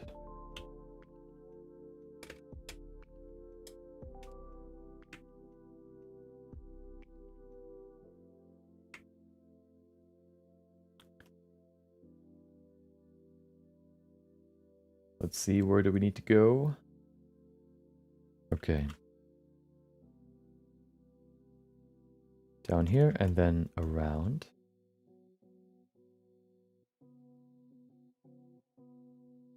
Okay.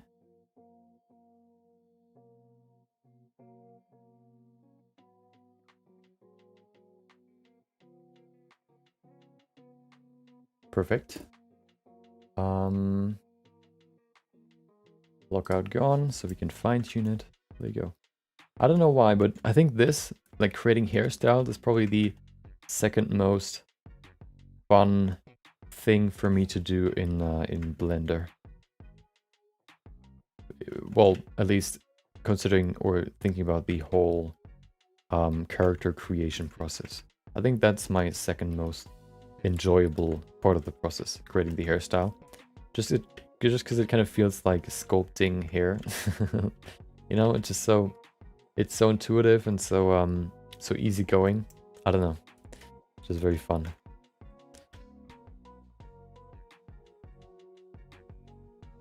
Okay, let's add a few more.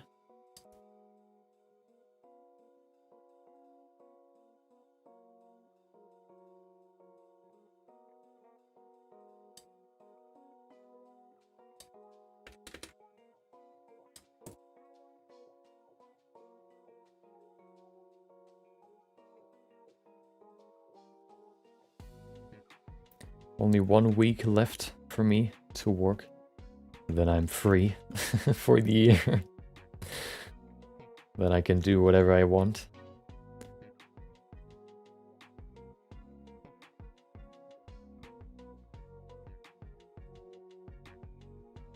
I'm actually pretty excited for this, like these like this these holiday days, I guess, or my next vacation, because I have a few big plans that I can then do, which would take way longer without them,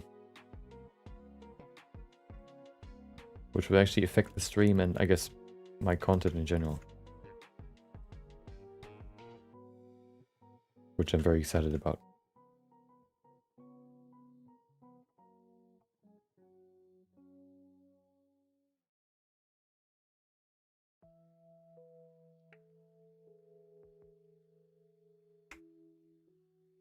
Okay. We could maybe even extend this one, although, let's see. I think I want to at least introduce some variation in here. So I'm going to push this down a little bit down here. Because her hairstyle is quite wild, let's say. And if we introduce this wildness into this layer already, it will help us in the end.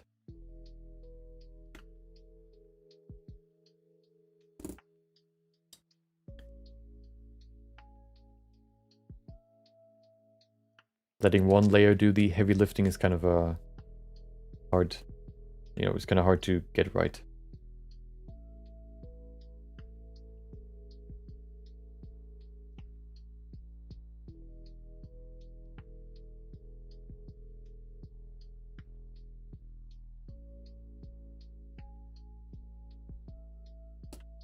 Okay, so we already have the coverage up here quite well. One more thing we need to cover is the side. You can see how much more there's on the side. So that's one more thing we need to consider. Which one did I add? There's one.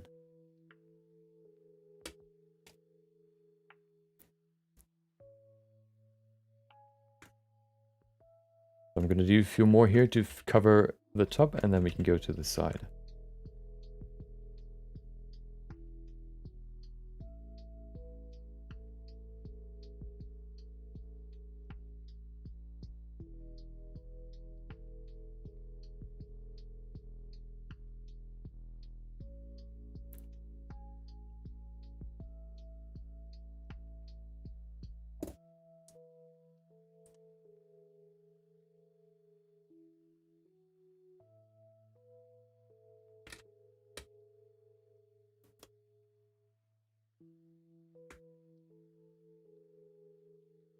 Okay.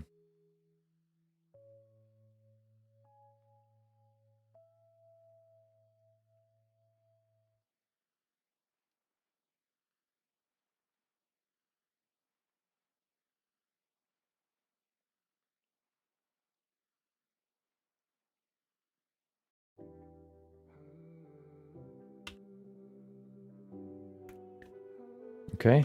Oh, there's one more we needed to fix right there.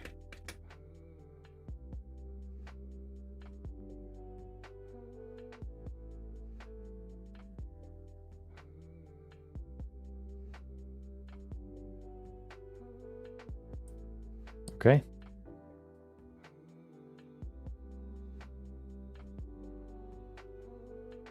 Okay, perfect.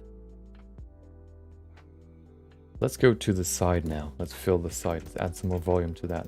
Oh, we need to do the back too. Hold on. Do we? Let's add maybe one or two more here. One right there.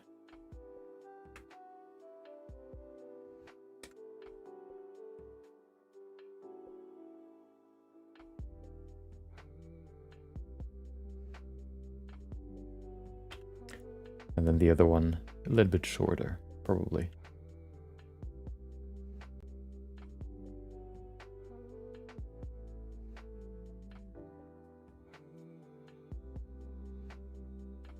Of course, this is a quite, you know, you have different ways of doing hair styles, I guess, creating hair styles. In Blender, you can of course just sculpt it, or you can use hair particles. You can use hair cards. All of them are, I guess, somewhat tedious, just because, you know, you have to do all the strands manually. You can also use interpolation for hair in Blender, but that is a little bit finicky. It doesn't work as well as in other programs, so I don't really use it that often. Maybe, you know, I just don't get it. I just don't use it that often.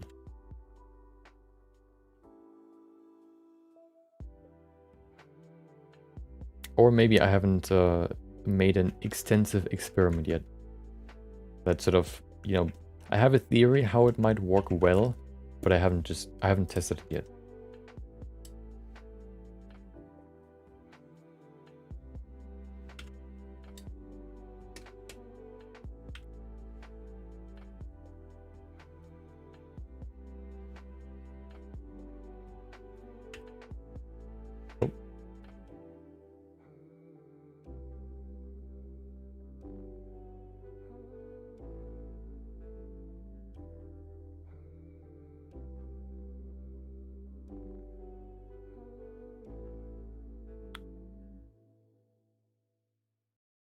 Okay.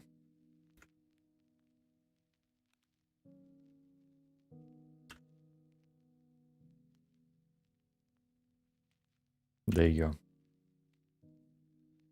I'm gonna probably set up another event on Discord so that everybody knows when the feedback session roughly starts.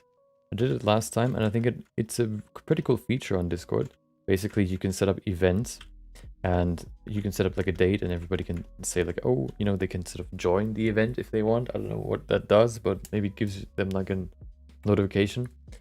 But what it also does is it creates like a prompt so that every time you go to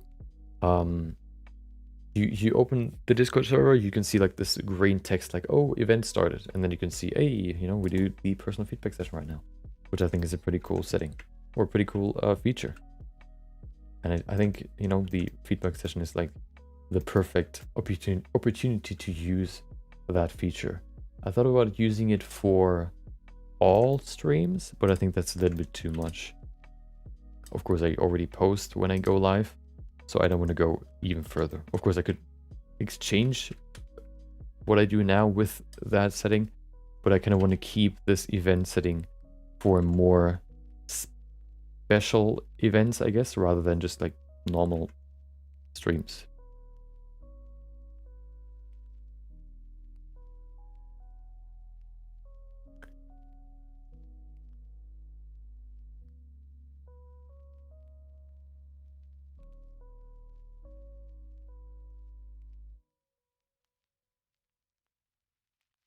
There you go. Okay, let's do the side now. So we have been working on this for, oh, well, maybe 30 to 40 minutes, and it looks pretty good already. Let's go to the side. Hair block out, there it is.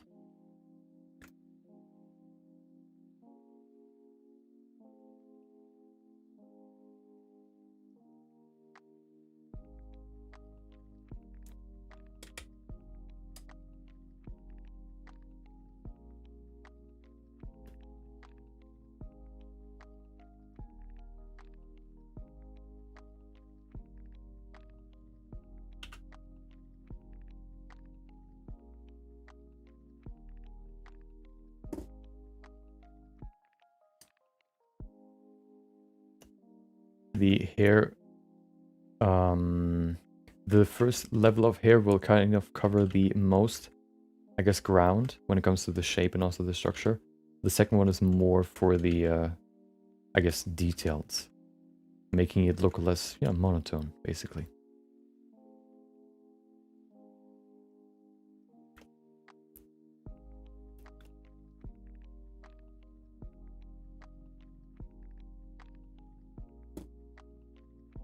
Oh, hold on.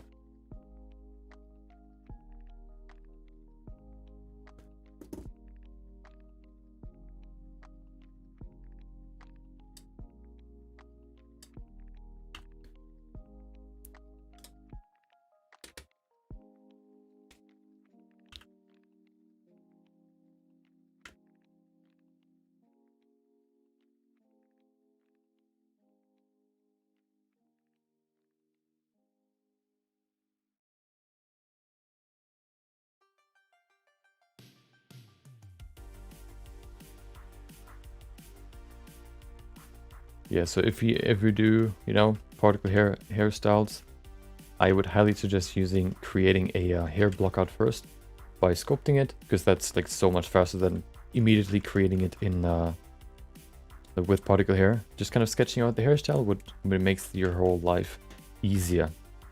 You can see then, well, does the volume work? Does the structure work? Does like the hairstyle look too big? Does it look too small?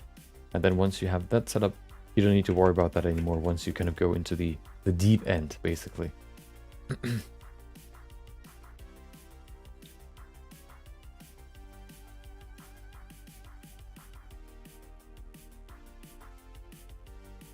Into the depths of hair particles.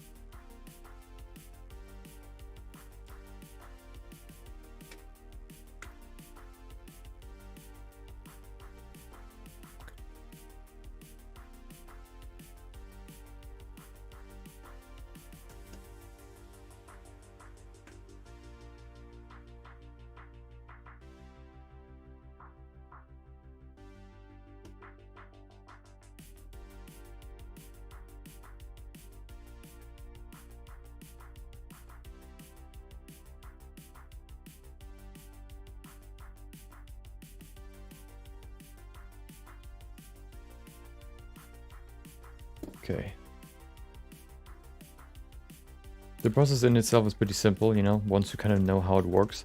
I remember when I learned how to use particle hair, I had no idea how even to start.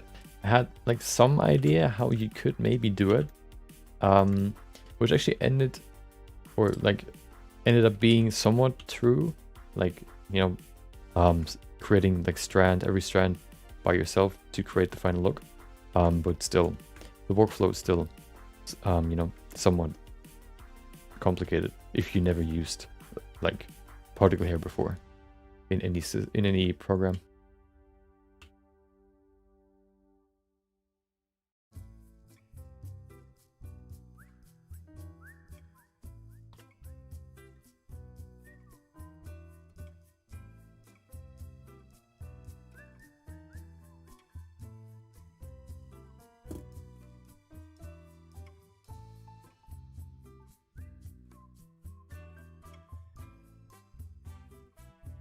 You can also already add some variation into the first layer of hair, of course, by making some strands shorter, making some strands just adding some waviness into them, of course, kind of intersecting them.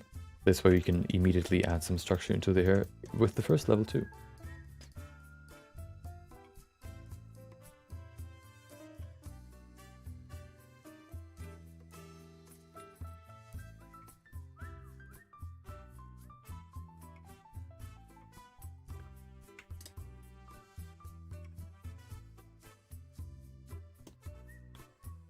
Okay, there you go.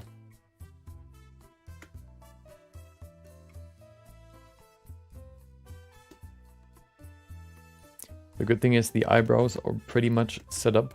Just a few fine tunings here and there to finish them. The eyelashes are pretty good too. We just need to, I guess, adjust them, or we need to shape them to the eye shape. And those are done, so we can actually spend most of the time on the hairstyle,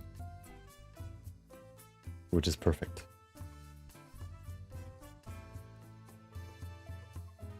Perfecto, as some Italians might say. Oh.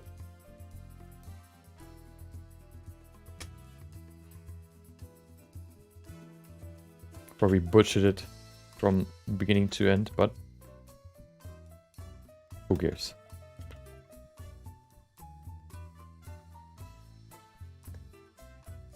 There you go. Now we're getting to the structure slowly but surely. There's still some volume missing in the front though. Yeah.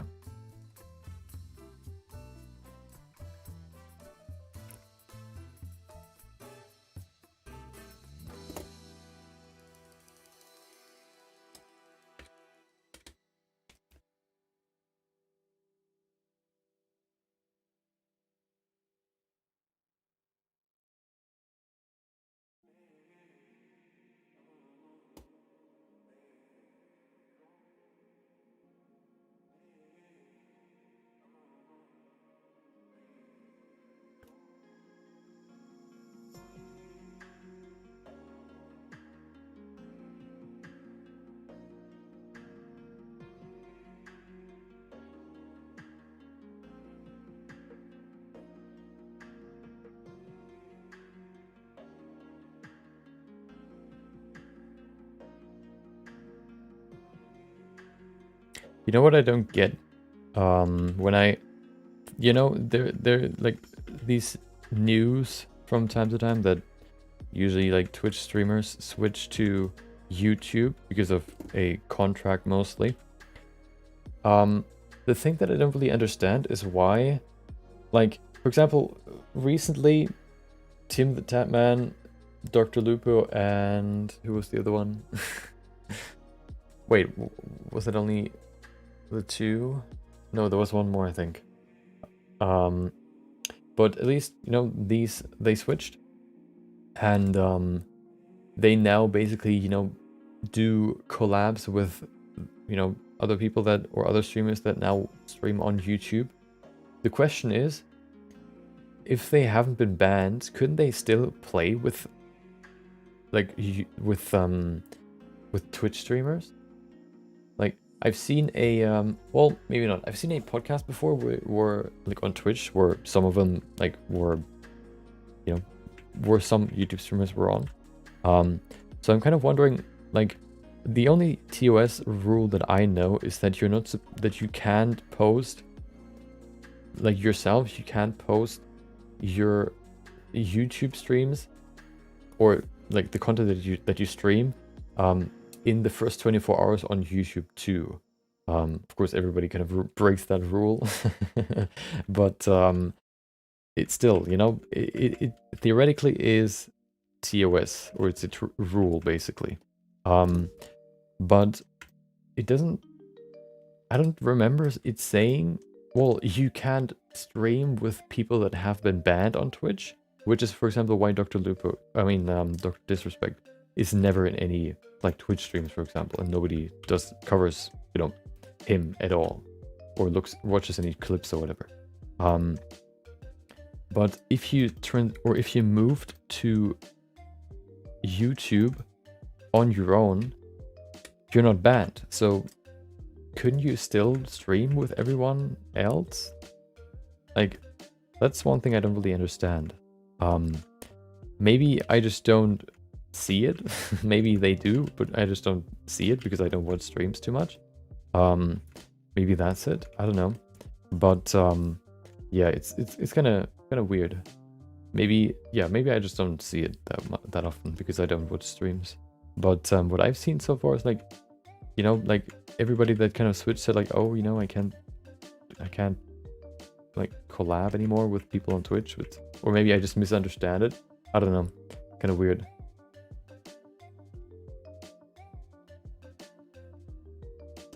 Maybe that's it. Maybe you know, I just don't see it, and they actually do. I was just kind of confused. Because you recently, I think a few days ago, Ludwig switched to YouTube. I don't know, I don't remember if he actually, like, mentioned not being able to stream with other people. I don't think he did.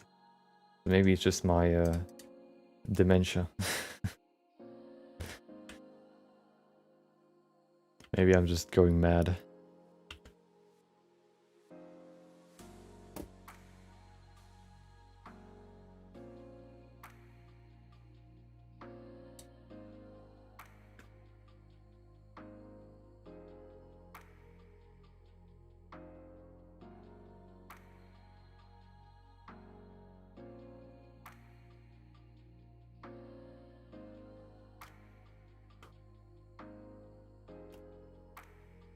Because that's sort of the, you know, the best way, I guess, to grow your stream is to play with others, or to collab with others, or basically any social media. And, you know, it would be kind of weird to just kind of give that up just because you're on a different platform. You know, that's why so many people blew up when Among Us was the big game. And, you know, it's kind of weird that, you know, everybody saw so much growth, I guess you could say, and now it's just, like, non-existent. I don't think that's the case. I think, yeah, I think I actually saw a stream before where Valkyrie played with Saikuno. Like, yeah, they probably played together all the time, so maybe I'm just wrong. Maybe I'm misremembering.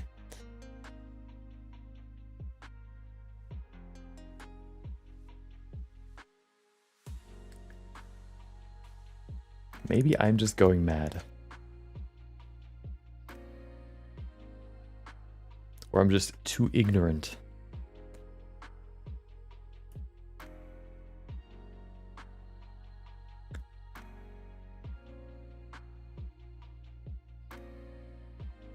Okay, let's cover the ear a little bit more, and then I'm sure we have quite a lot already. We can probably cover some more here in the back, but then I think we're pretty good on the first layer.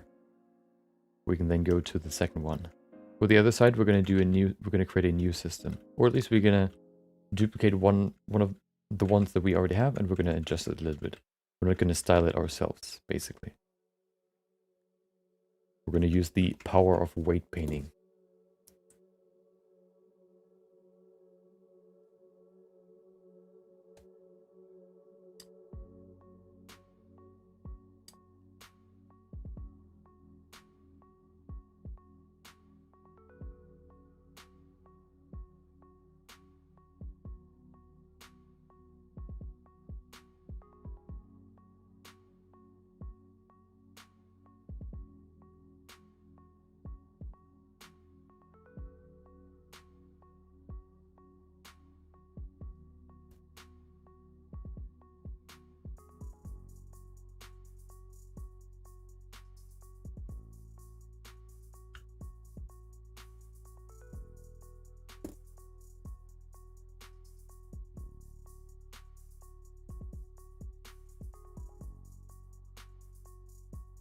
Yeah, we need to add some more volume here in the front too.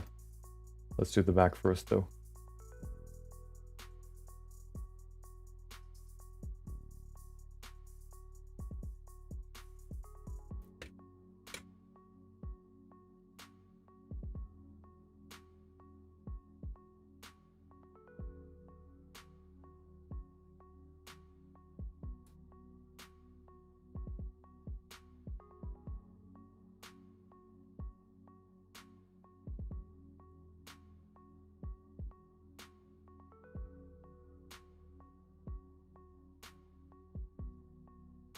I like that song because it's like one of these 8D songs on YouTube. We have like the music kind of rotating, or like stereo style rotating around you.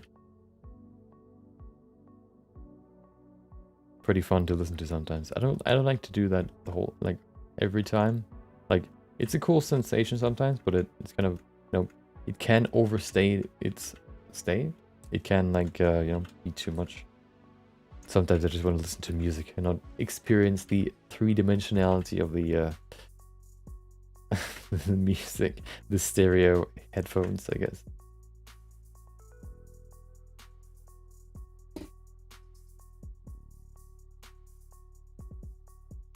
Sometimes I just want to be an average music enjoyer.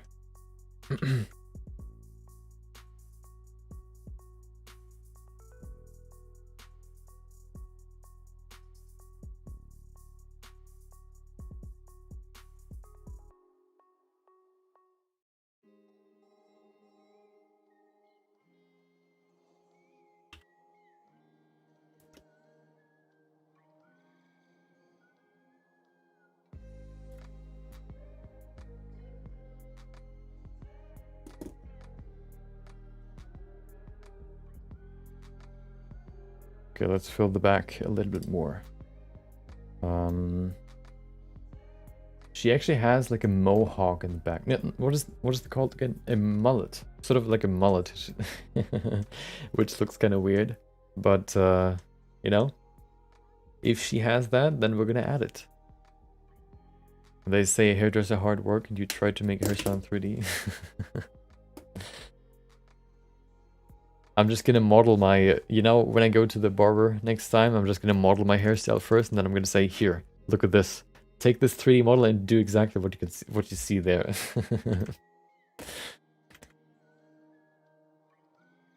That's gonna be the next level. How we can utilize my 3D skills outside of my PC, I guess, or in my real life. That's like, oh, that's actually a topic that I discovered probably a few months ago, which was very, very interesting. Everybody, like Microsoft, at some point, probably a few years ago, showed or like showcased the Microsoft HoloLens. They like, you know, they showed how you can take like wear these goggles or whatever, and then you can see like a hologram in front of you that is like in midair, in space actually, you know, kind of, you know, sitting there on a table, for example. I think they tested it with Minecraft, where they built like a 3D space, or they added like a, or they sort of projected a 3D world with an actual person running around in that world onto a table, so that the camera that has the HoloLens, for example, attached to it can see the player in the real world on this table. And then they made a new trailer recently where they showed what the, I guess, actual use case for these lenses will probably be, which is for constructions, for example. So basically, they showed an example which was very interesting, which was basically for somebody that would attach, like, I don't know, like a, you know, they would, they, for example, showed a person, I think, attaching some sort of panel to a wall, for example, and they showed like how the goggles added like dots to the panel, basically, you know, in the real time, on that panel there were dots basically projected onto it, so that the person that works with these goggles and needs to attach these and, you know, these panels with bolts or whatever to the wall, they would see the dots of where they need to hammer, or, you know, where they need to hammer in those bolts. This way they don't need to think about it, I guess, themselves. They kind of, just by, you know, they don't need to calculate everything. They basically have everything already calculated by, for example, a PC, and then it just gets projected onto the plane, so they immediately know where they need to put those bolts in without having to do some, you know, drawing or whatever. I thought that was pretty cool. How that's probably going to be the future for for the Microsoft HoloLens. I think it's HoloLens. Is that the name?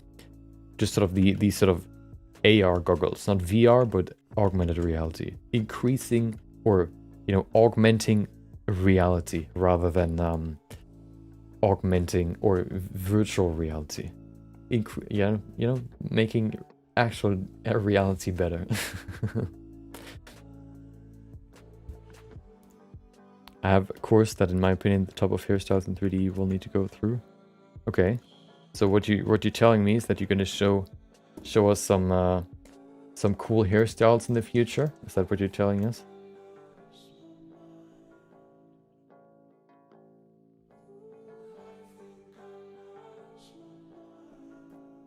Yeah, I think that's gonna be more the application for AR. I've actually used AR before myself. Ooh, probably actually a few years ago, with the Nintendo 3DS. Basically, you had those cards, like these Mario cards with this, for example, like question mark box on it, and you would put it on a table, and then you have like this game that you could play on your Nintendo. You would put the card on the table, for example, and then it would create like a world out of that card, and then you would have to kind of rotate around the card or the world to shoot certain targets. It was actually pretty cool. I'm kind of surprised that there hasn't been any big developments in that region, or in that sort of like AR world, for such a long time, because it's such a useful application for AR. Like constructions, for example, or maybe, again, maybe I'm just ignorant. Maybe that's it. Maybe that's it.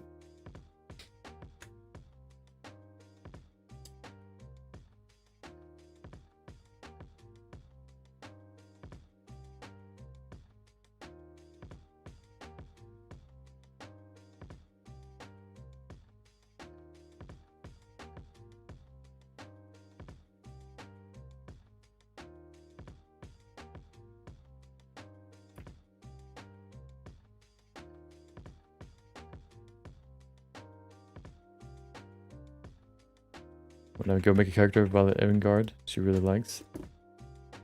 Violet Evergarde. Hold on.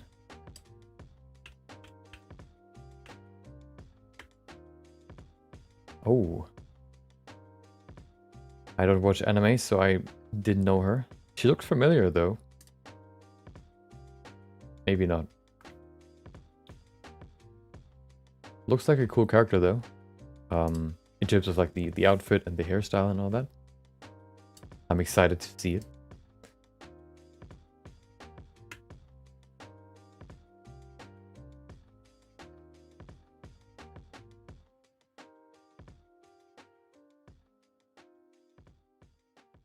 Okay, let's see.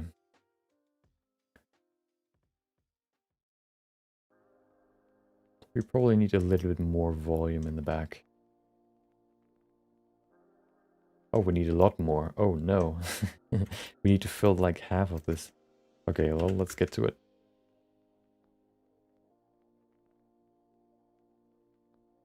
This one looks pretty good, actually. Let's just continue with another one.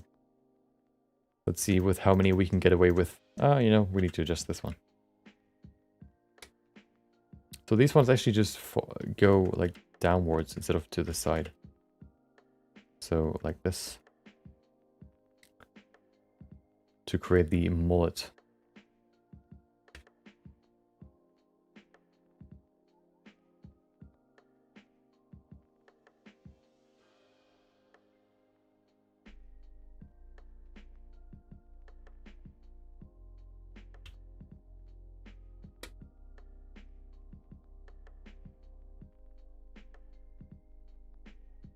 Okay. Few more. Oh, wait, what? Why does it add 2? Do I have symmetry on? Couldn't be. That's weird. Okay. Did I accidentally activate symmetry? Wait, what happened?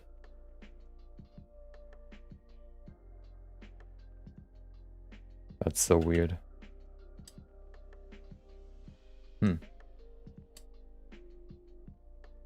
Okay.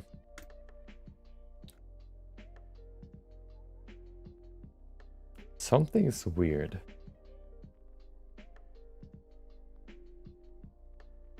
When I started 3D, this is a character whose character I really wanted to do. Have even references for her. Oh, nice. So that's your first goal, basically. Oh, Mirror X, there it is. That's your first goal. Goal character, let's say.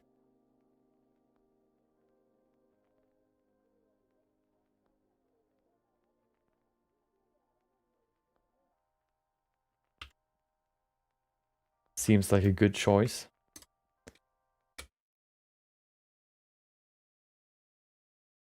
That's sort of, you know, that's one of those projects where you can kind of test your 3D skills. When you create like a full character with texturing, shading and all that, you not only have to model or, you know, sculpt the character, or I guess model the character depending on how you want to do it. You also have to, you know, shade, texture, and basically include all the different, I guess, disciplines that you need to master, I guess, when, you know, when you learn creating characters. So once you kind of, you know, at least learned most of them, once you kind of know most of the workflow, you know, you can start creating characters, like full-on characters, to train the entire workflow. So that you don't only just create, for example, like the head, you actually go into like a full body, for example, and then once you have the full body, you can maybe say, hey, how about we go into, let's add some textures too, let's add the hair too, let's add the, so on and so forth. Just, you know, add more and more and more and more until you have the full character done. And you went through the entire workflow.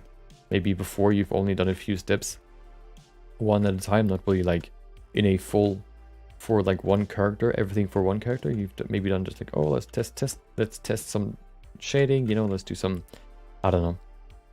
Let's see if I can create an interesting shader, for example. Nope, this time it is. Let's create a full-on character where I need to do everything for that character. And that can really, you know, can be very satisfying if you know, finish that project.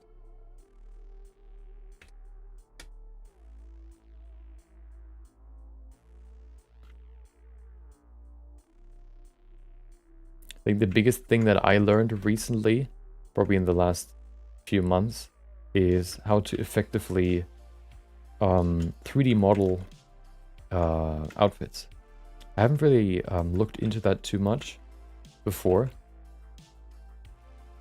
but now I feel quite competent that I can basically create whatever. Yeah, basically whatever. Maybe some more complex, like wavy, I don't know, dresses or whatever could be harder. But still, I think even that could be fairly doable.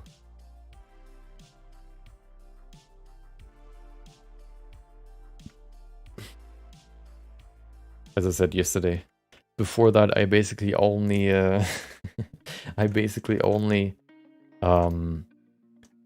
sculpted clothing, which, you know, is pretty bad. Sculpting, like fully only sculpting your character's clothing takes way longer than just doing it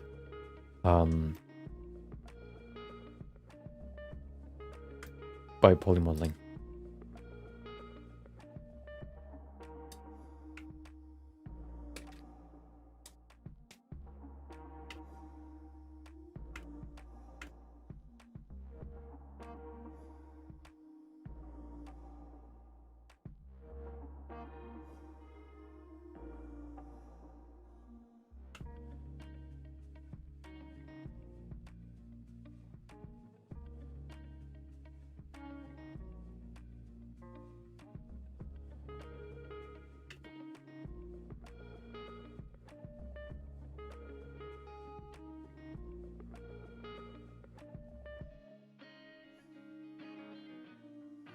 Okay, I kind of want to fill this spot right there, and I think then we're pretty much good. We can go to the second level.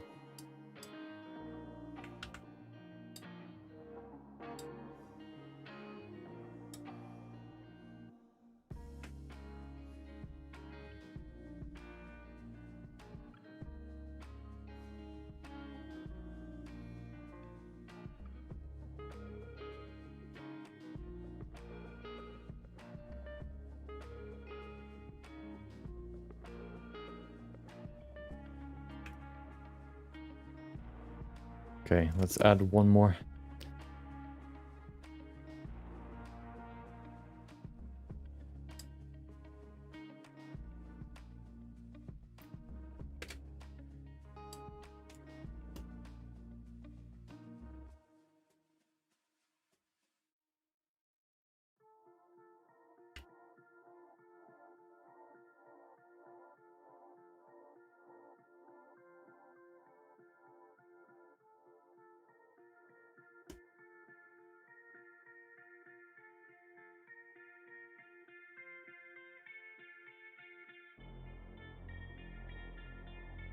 There you go. Now we have the first layer for the hairstyle done. This would have taken way longer if we wouldn't have used the add interpolate setting.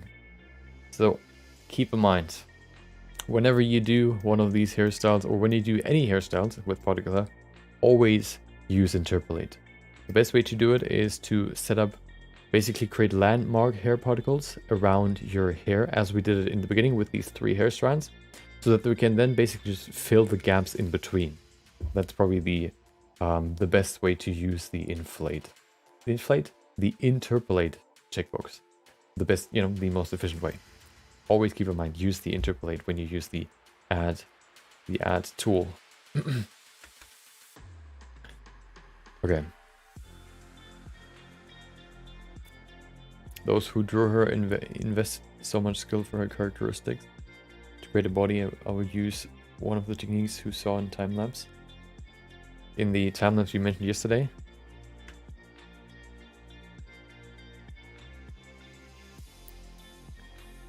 You mean that one? Wait, what hair particle is going... Oh.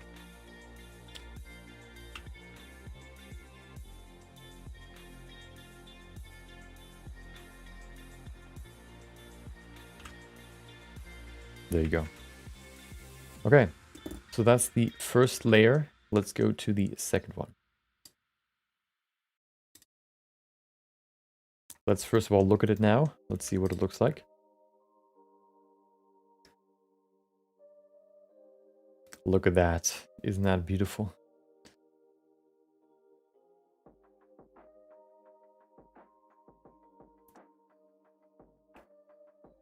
Okay, now that we have the first layer, basically the main structure, the main, I guess, filling of the volume, let's go to the second one and add some more variety and some more structure. Basically, some kind of vary the structure to make it look more realistic.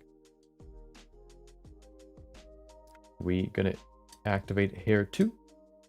We can probably actually copy some of the settings that we had before. Let's add one strand here real quick so we can see it. And then let's adjust, first of all, the length. 0.215. There you go. Next up, clumping. Oh, it said 1? Wait, what? Really? Can't be. Oh, wow. Wait, what? Oh, I know why.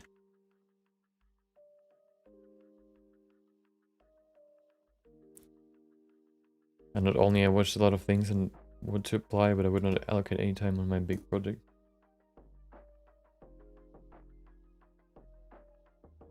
Oh, let's add twist to 0.2. Okay, well that didn't work. Okay. And then we need to change the roughness endpoint. Is that really the problem here? Apparently, I guess.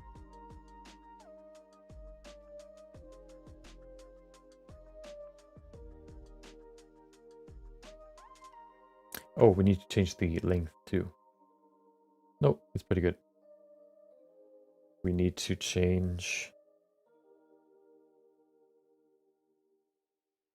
random. There it is.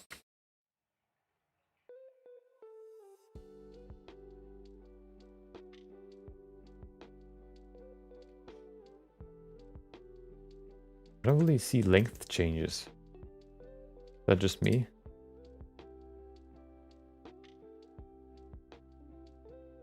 Yeah, it's too harsh in the end right now. How do we change that? Roundness is already pretty good. I don't think we need to change the roundness. How do we... Maybe we can actually change the threshold?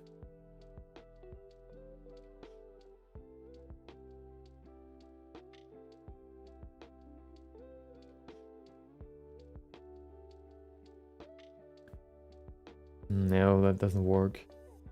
That's the most annoying part about particle hair. It's very blocky sometimes, especially in the end. Maybe clumping works. It's full on, actually. Why is it so weird?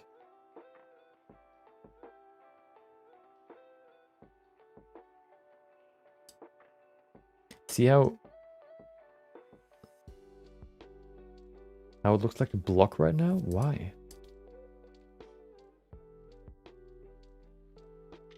Shape? It's not the shape.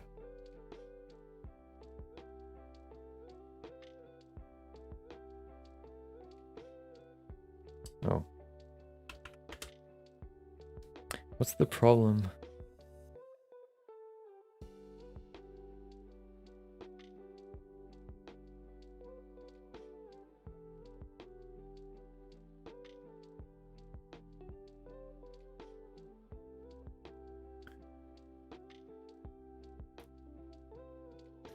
Huh.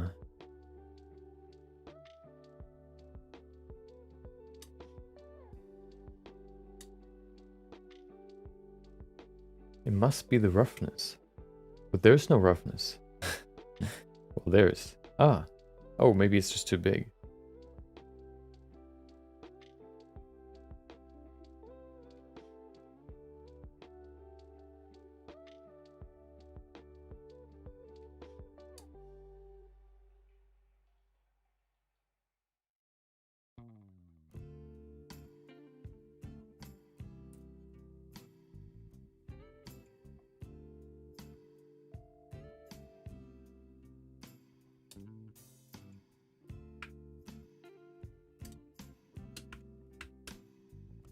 I guess that's the best we'll get.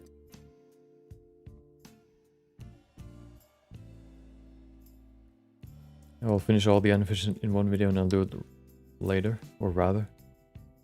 Okay.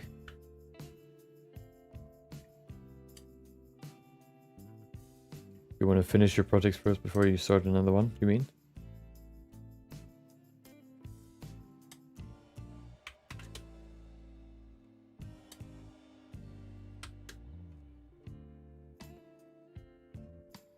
Okay. I think that's okay. Started with a donut. Started with a donut, now we're here.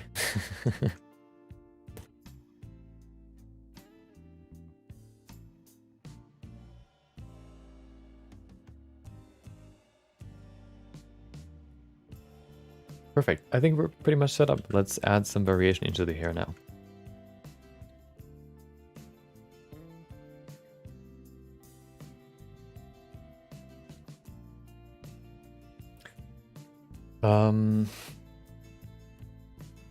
Let me sit down real quick and then we can continue.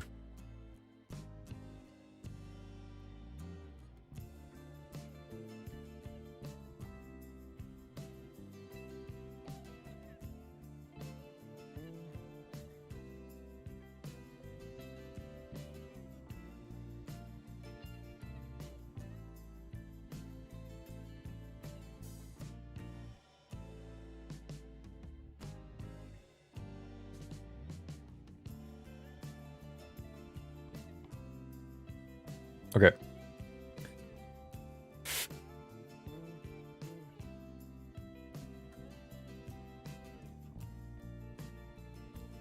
Wait, oh. Okay, let's begin. So yeah, now we're gonna kind of break up the structure that we have here and kind of, you know, add some smaller, some thinner strands to just make it look a little bit more three-dimensional and yeah. I don't know how else to describe it. Just better.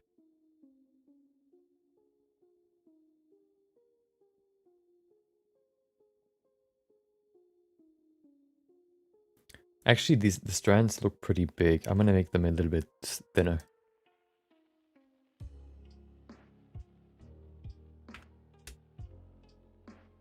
Maybe like a quarter or 25% less.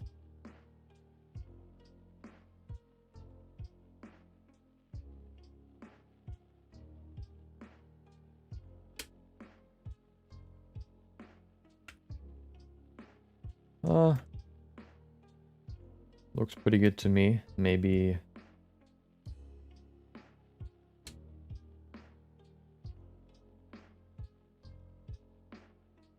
yeah, I think that's good enough.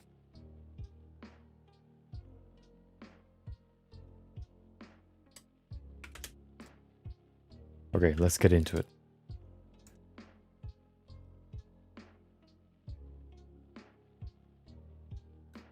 The owl on the side of the blender. The owl? I've never heard of the owl before.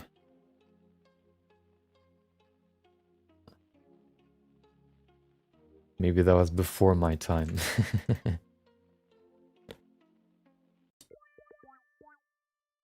I can't say that yet. I'm not a blender boomer.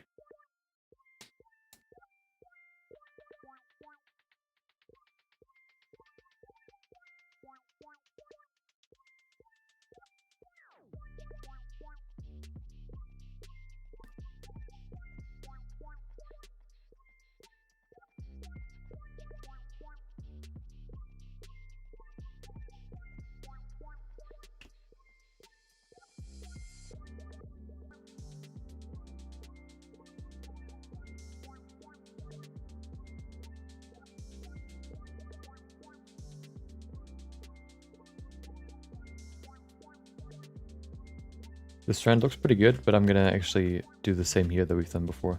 Gonna pulling it more into the surface. Like that. Yeah. Bird? No idea. Is there a tutorial on the official Blender site? Is that what you mean?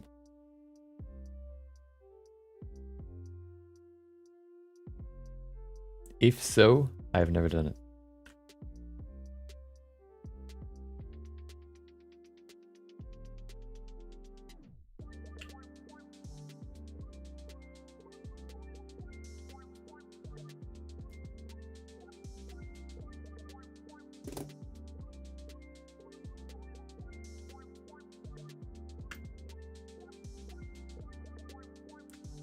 I'm gonna go over the edge here first, detail that out some more. Probably, yeah.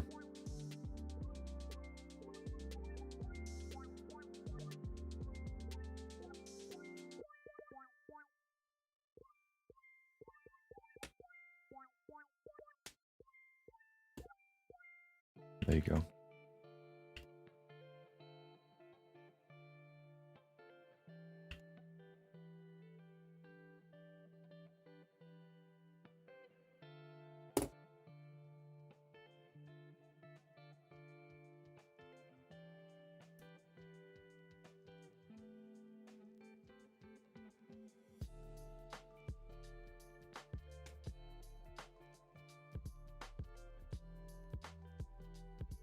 So for this one, the thing to keep in mind for this level of, I guess, for the second level, as I said in the beginning, this set level is basically there to create a new layer of hair. So I don't want to intersect it with the one that we already have. I want to put it on top of the first one, so that you can actually see it, and to create, you know, more depth in the hair, in the hairstyle. You can see what it does. What if we do this, for example, for the entire hairstyle? It's gonna look very good. Very good.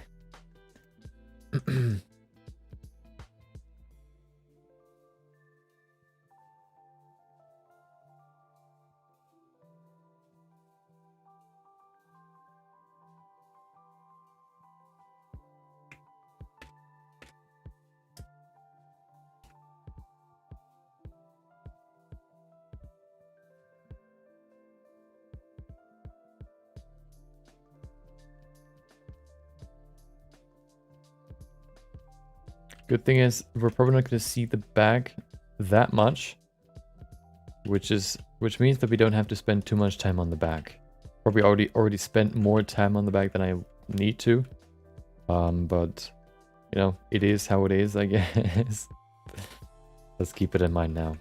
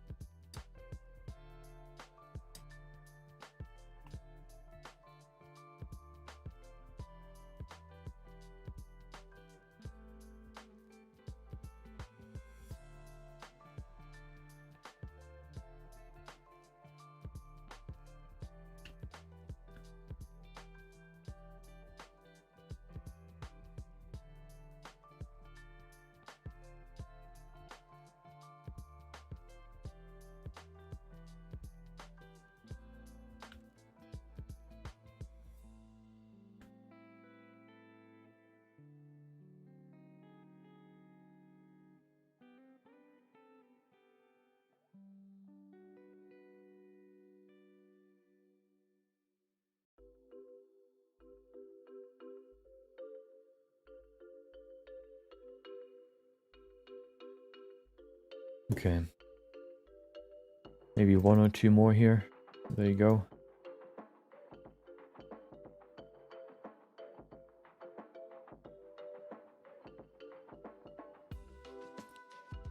And then maybe one or two more in the back, and then we can go into the middle and fill up the actual main part of the hair.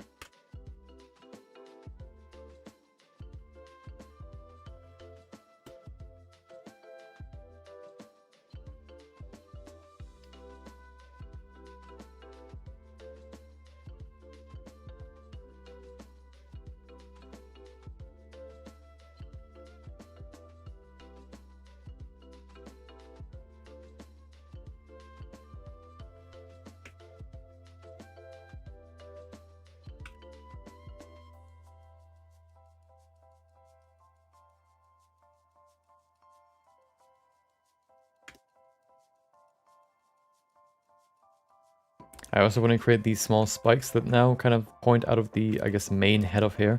Just, you know, kind of add some more, yeah, as I said before, vary the structure of the hair a little bit. Primitive Animals old channel Blender? Hold on. Is it on YouTube? Let me see. Blender. Let's just go to the official Blender site. Features download, get involved about. Isn't there a learning page somewhere?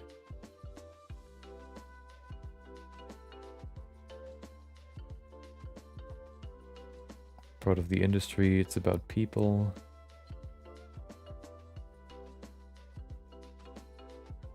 It is on the site Blender. Let's see.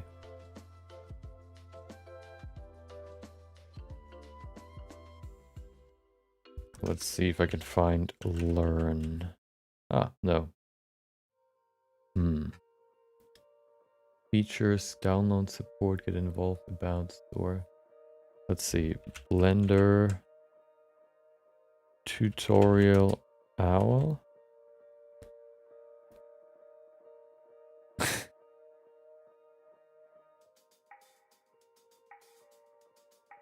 Do you mean the default cube owl tutorial? Made by Blender? Now it's time to model the... I think that's the one that you mean.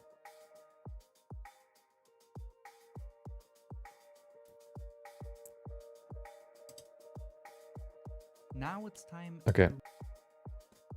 No, never seen that before. But it looks pretty interesting.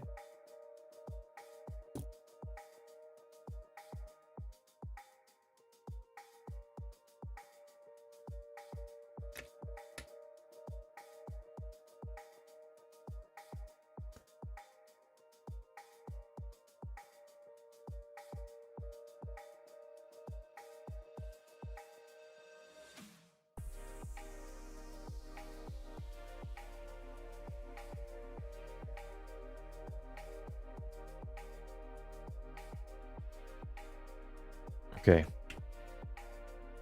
Oh, I need to keep in mind to prepare the AI for the realistic representation of Jinx for tomorrow.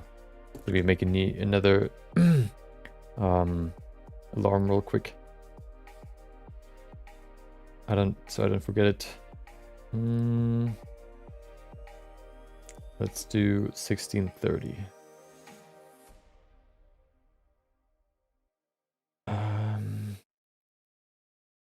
Jinx AI.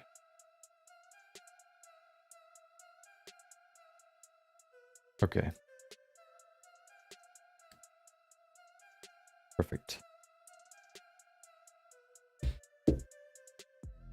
I don't want to forget that.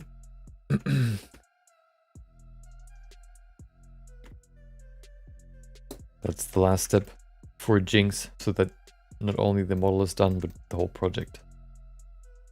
Okay, now that we're kind of done with the edge, we can go more into the middle. And add some strands here and there.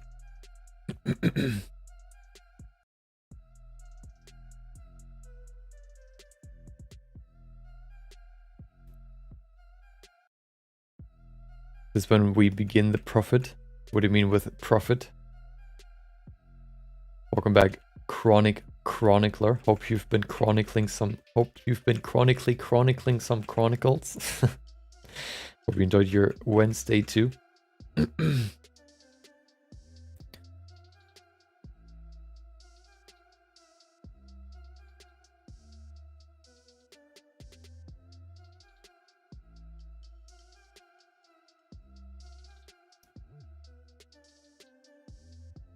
When did the donut, then did the owl for learning? Ooh, okay.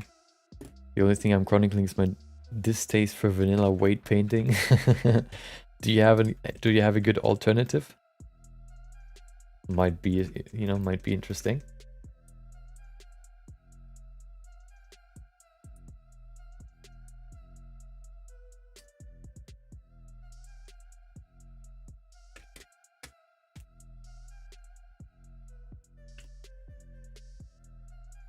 probably there's probably something. There's something for everything. So you know, I need to check out, but I wanted to finish this project vanilla. Okay. Do you know what the add-on is called?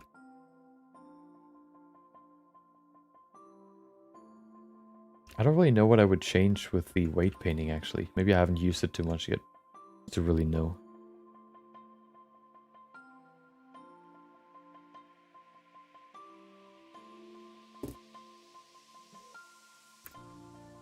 Saved somewhere? Okay. Don't tease me like that, okay? Don't tease me. Now I need to know.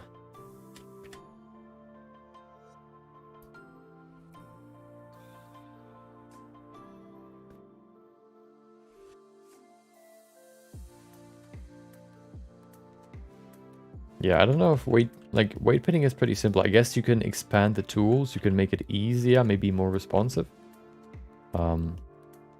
Shortcuts for bone selections. Ah, okay.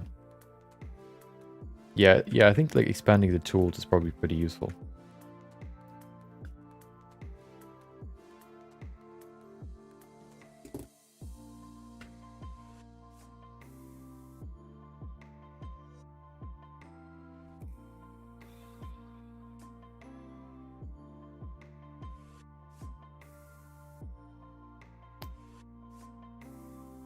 Yeah, if you place them right, you don't need to do much. True.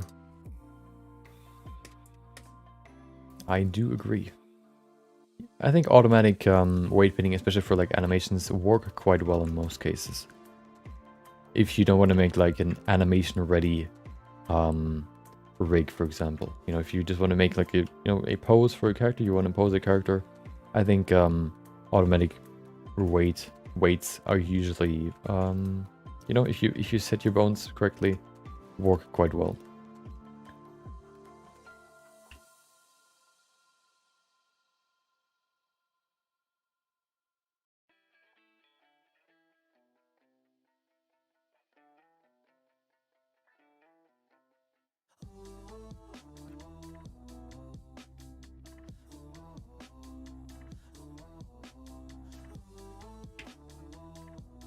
Okay, the front looks pretty good. Let's go to the side. There's some more we need to add here.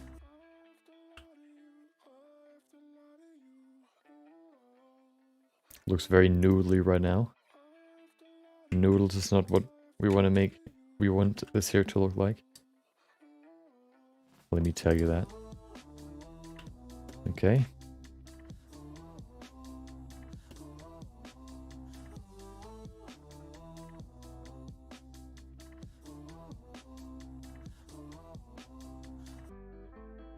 This will be a long strand right here. Wait, why is it?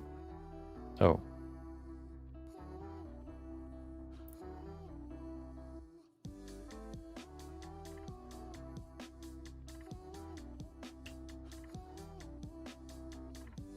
There's a weird feature, I guess you could call it, in with the deflect emitter setting, that if your model ends, like if it's like a plane, for example, or let's not use a plane. So if you look at, for example, this strand that I've just added, I couldn't push it further into the middle, and that is basically because the emitter ends in a way where it basically tries to still use that setting somewhere where there's no emitter model, I guess.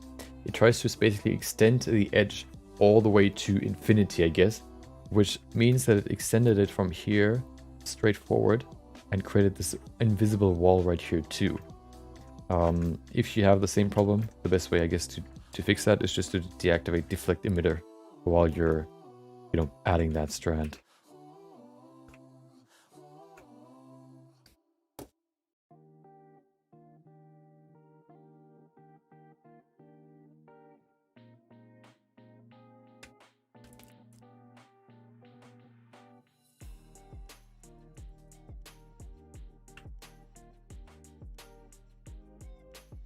I remember in the beginning of this, starting to model the hair, how smooth everything was. Now it's pretty. Now it's getting somewhat somewhat laggy. Let's see how it's gonna look when we're done.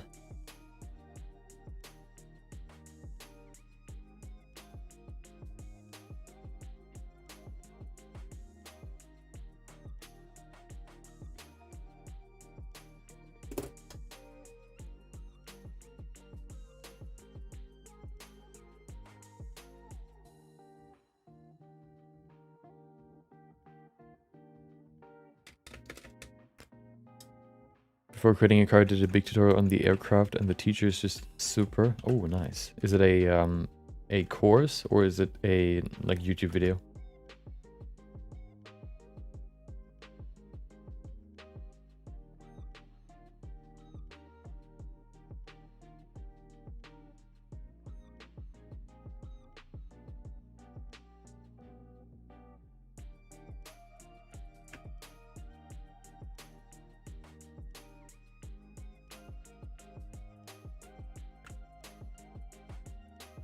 Okay, let's kind of cover this side here too, maybe all the way up to the ear, and then I think that's all we need to cover. Let's get to it.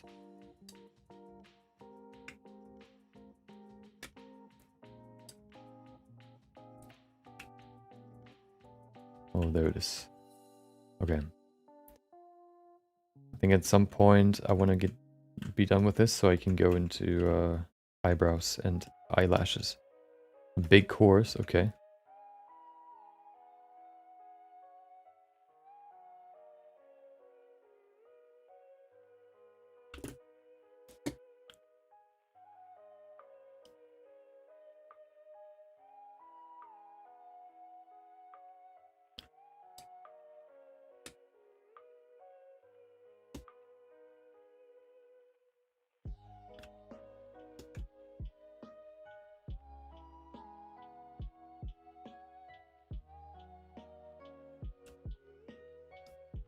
You have to eat.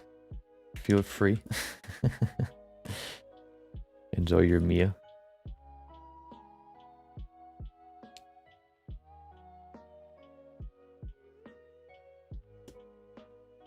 Okay.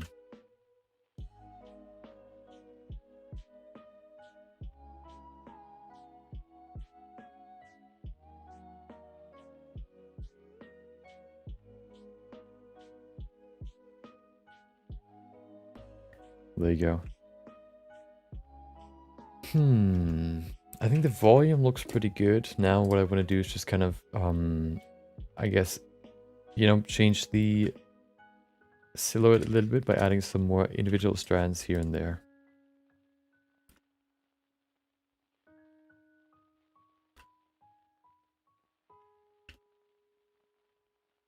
And then maybe we can maybe even create some floaters to finish the look.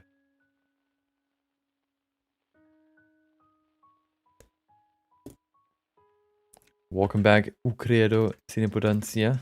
Hope you enjoyed the last week. Well, hope you enjoyed your time.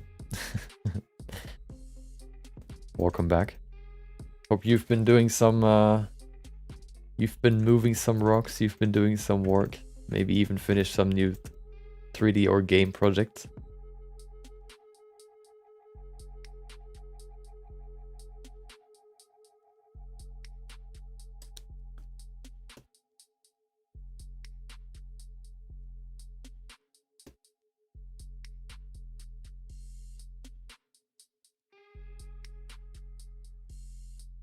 Finished with one old enemy yesterday. Ooh. You enjoyed too much? Is there something like too much enjoyment? I guess there's too much of anything.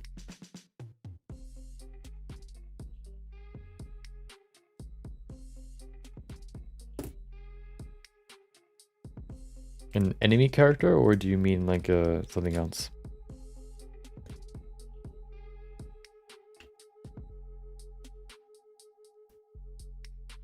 Or like an enemy AI in a game, maybe?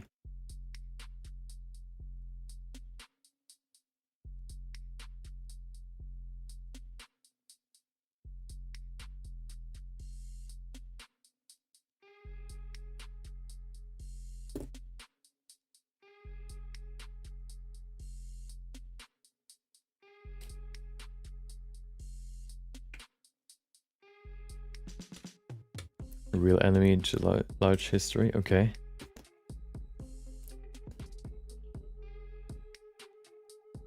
A real enemy in real life, okay.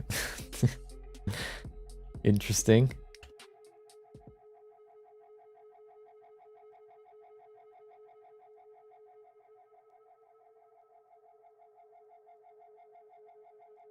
Don't be furry, okay. I'll keep that in mind. I think that's manageable. I think I can do that.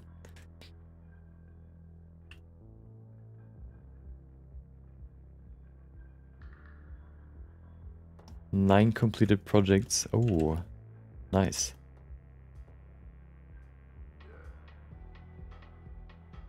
Getting some ground was what you're saying. I like it. Okay, so there you go. I think that's pretty much done with the first half, or the main half, let's say. Let's look at it. Before I add the other side, I think I want to add the eyebrows. There you go.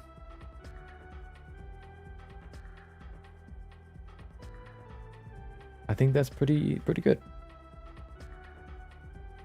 Let's try different hair. I mean, let's rotate this a little bit so we can see the light from a different angle. There it is. I think that works quite well if we add the right color. I think what is kind of weird right now is just that she doesn't have eyebrows, so it looks kind of, you know, off. So let's add those now. We also need to change the color, of course, but we can do that later. Let's add the eyebrows first. They look pretty good already, but we need to adjust them a little bit. Those are from Jinx. They're not perfectly, you know, in the right position. So let's go into sculpting and move them a little bit.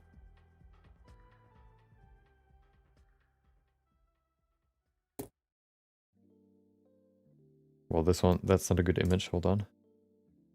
There it is. Okay.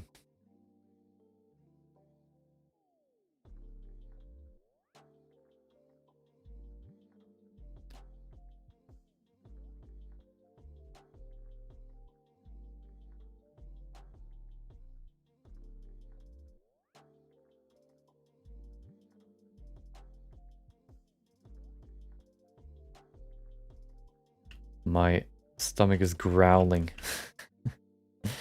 I don't know why. Well, I probably need something to eat, but not right now. I need to work. There's no time for food. Okay, let me get rid of the hair real quick so I can see the other side.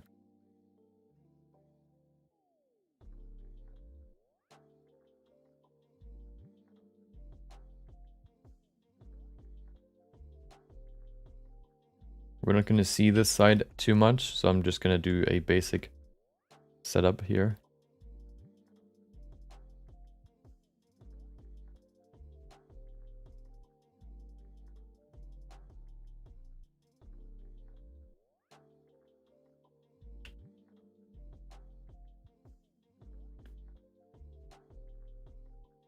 Okay.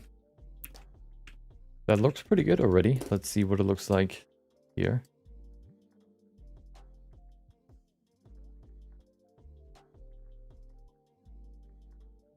Maybe the eyebrows are a little bit too high right now. Yeah, that's the problem. Let's bring them down a little bit.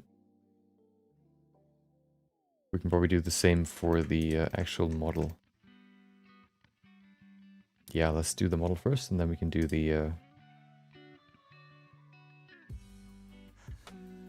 hair.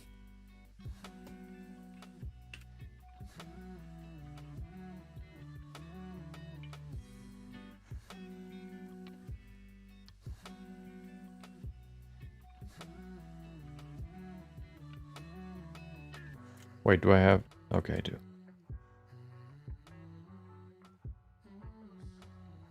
Yeah, now we have some more space there to, you know, bring the eyebrows down.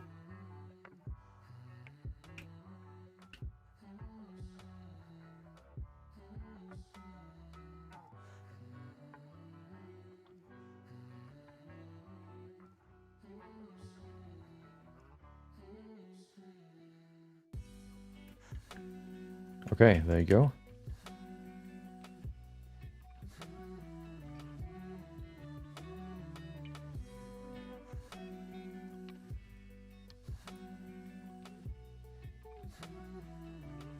You found the plugin? Oh, okay.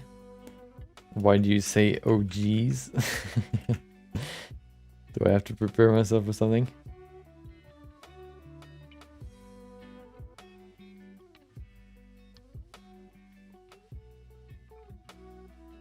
There you go, that's probably better. Let's see.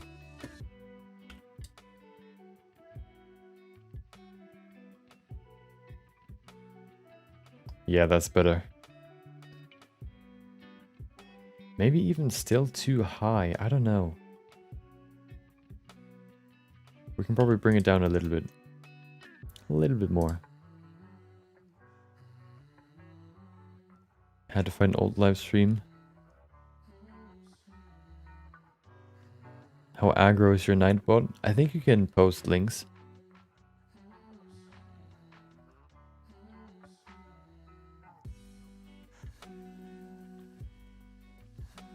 I think so, yeah. You should be able to. Oh. Well, I mean, I can still see it, so I can click on it. So it's all good.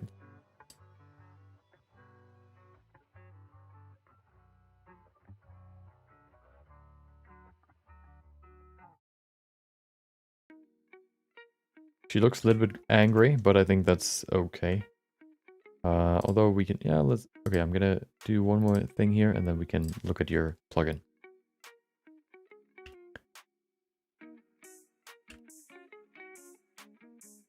Okay. There you go. Perfect.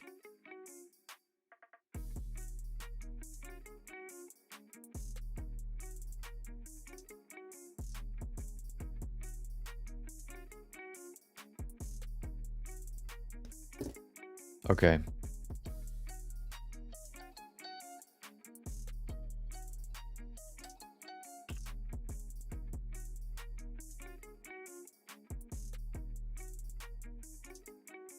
I think that's pretty good. I think that fits quite well.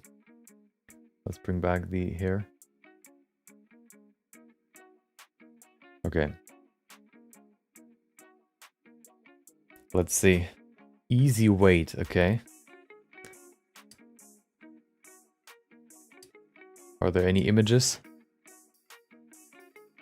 Easy weight is an add-on focused on quality of life improvements for weight painting and Blender. Oh. Brush switching. The add-on will force register keybinds for this operator to the 1, 2, 3 keys in weight paint mode. 1 change to add brush, change to subtract brush, change to blur brush. Okay. Make that a little bit easier. Okay.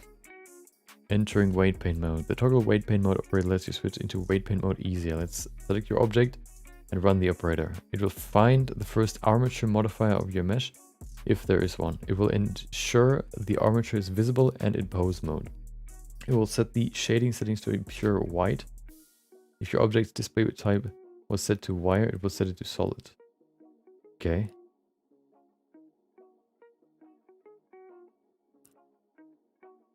The default context menu for weight paint mode is not useful. Custom weight paint context menu operator is intended as a replacement for it. Who would have guessed? Okay, auto normalize, multi paint, X mirror. Okay.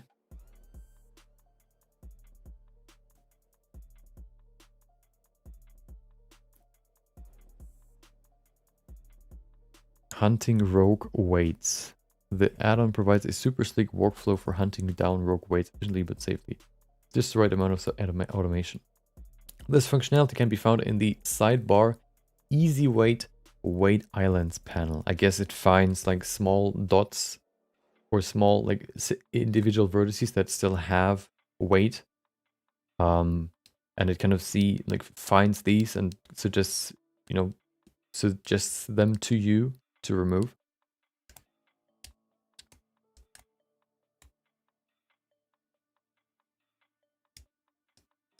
Oh, okay, yeah. Okay, interesting. Okay. Interesting. Does that actually work for 3.0? 3 months ago, maybe. Well, maybe I'll look into that later. But even more, ever more toe bone and the eyes pop out. Oh. Ah, yeah, okay, now I get it.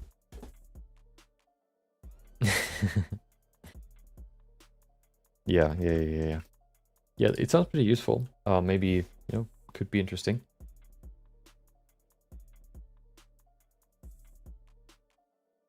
Let's add the eyelashes first, and then we're gonna go to the other side.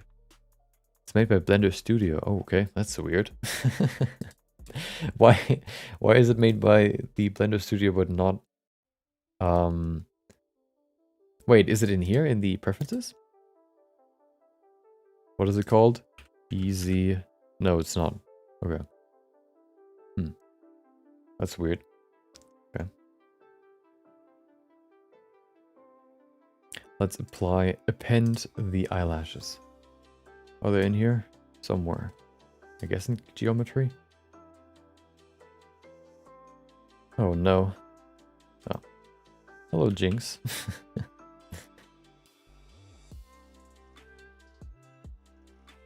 Can I have your eyelashes?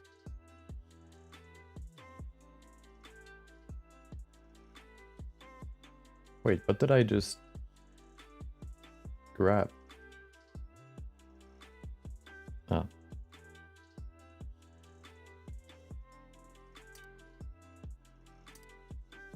Oh no, we can see the armature. Okay, there you go. Just like the mascot machines at like attractions that like move, and then you remove the cover and you can see like the horrific looking or like scary looking armature underneath the bones basically.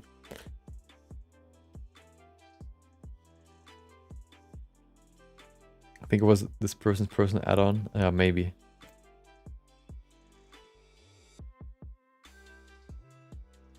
Wait, does it have a... No, it doesn't have a particle setting, okay. Why does it have rotation?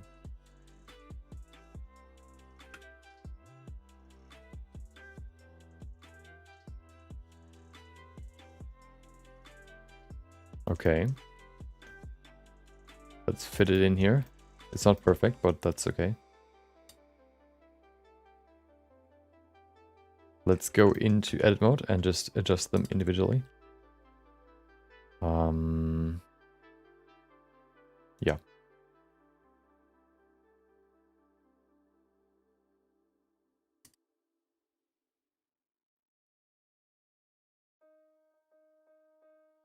What did I do? I wanted to do this. There you go. Okay.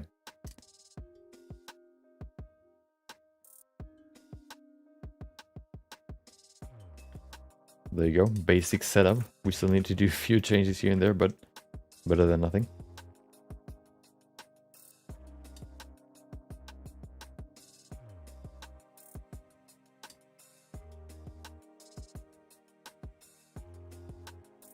Perfect. Okay. There you go. Looks better than before. Let's go into scope mode and adjust them a little bit more so they fit even better. Then we can maybe change the amount.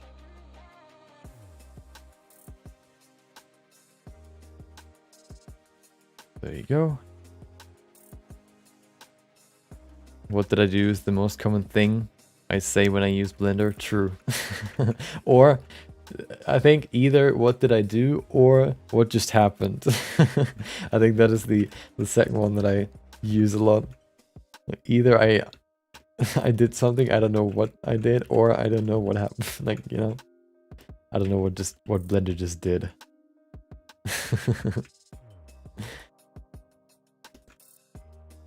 Okay, so one thing I noticed with the previous render for Jinx is that these strands clump up quite a lot.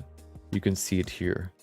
You have these small, I guess, balls of hair, which look kind of weird in the final render. You don't see it that well, but you know, maybe we can fix it right now. Let's see.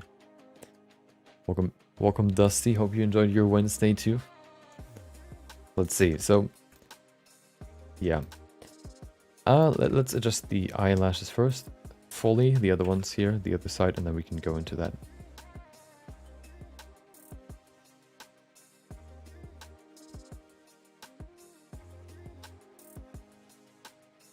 There you go.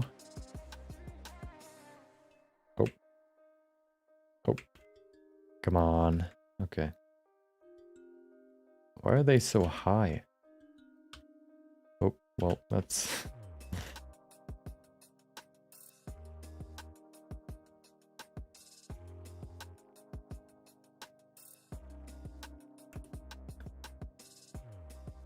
There you go. We have eyelashes. Fake eyelashes, you could say. Maybe they're real, maybe they're not. You can decide. It's your story. Okay. Looks okay to me. Let's see if we can fix the clumping issue. So what I would like is for them to, of course, all just be evenly distributed, and then maybe some are crossing over. We could maybe switch to interpolated hair. Let's see. We might have enough hair particles to do that. Oh, but then we need hair... Do we have weight painting? We don't. Maybe, yeah, let's see if that works.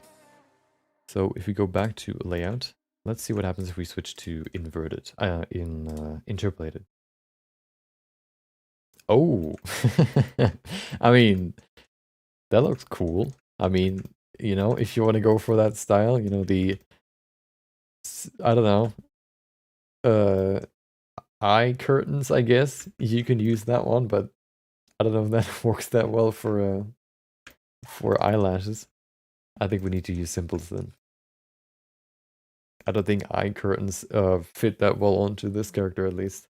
Maybe for someone that wants to sew together their eyelids, maybe that works better. For some sort of horror character. Okay. Let's see.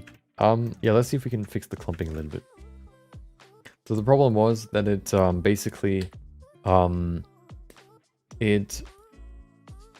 we can fix it by increasing the radius. The problem is, by increasing the radius, we also increase the radius not only horizontally but also vertically. So the eyelashes will not only grow out of the edge right here, which it should be, they also grow out of somewhere over here. It might not be visible in the end, so we might just do that. But let's see.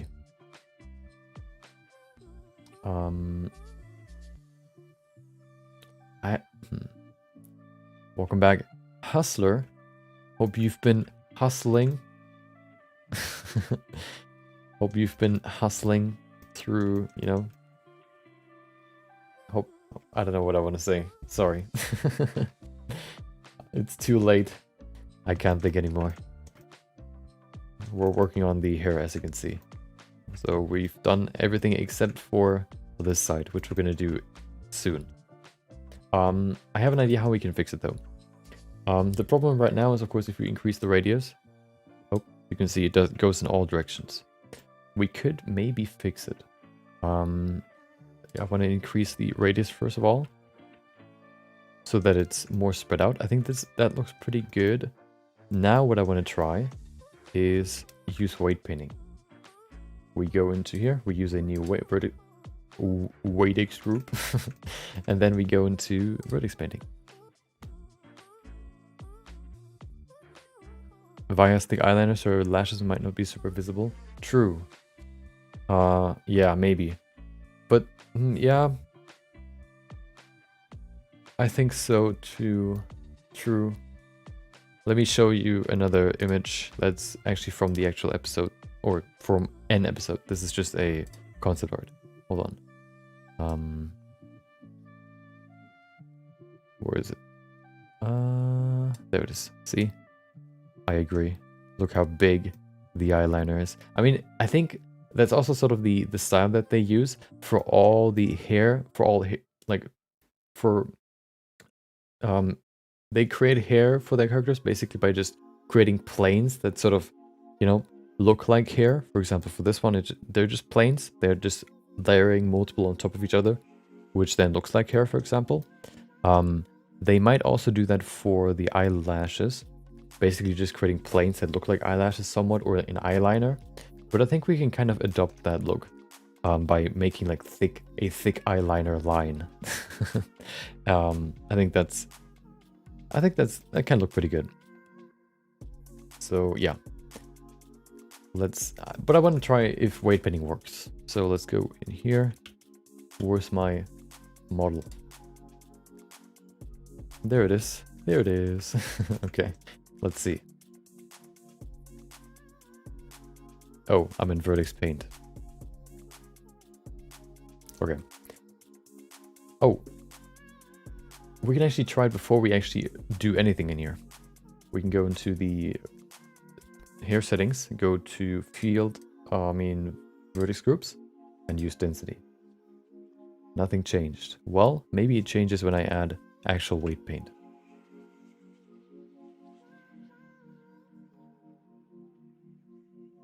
No. Well then, I guess interpolated childrens are the only ones that get affected by weight painting. Well, we saved some time there then, I guess. Okay, I guess that's just the best we'll get. I'm gonna make it a little bit, maybe a little bit bigger than, a little bit smaller than it is right now, but a little bit bigger than it was before. So let's say times 0.75. Yeah, I think that's okay. We do the same for the bottom. We can maybe even decrease the hair at the bottom and increase the eyeliner thickness. Face sets for fast eyeliner. Face sets? Face set? Oh, you mean to see what it looks like? Problem is the hair is still gray then, so it doesn't really work that well. Let's finish this real quick. Wait, did the other side change? I don't think so, right? Oh, it did. Wait, really? Still looks kind of weird. I guess that's just the hair particles. Okay. Bottom. Display amount. Let's set it to... Let's see what it looks like with 6 first.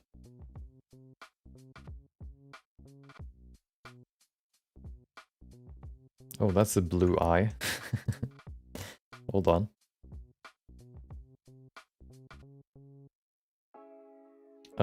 There it is.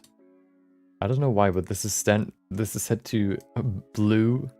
I don't know why it's set to blue in my presets.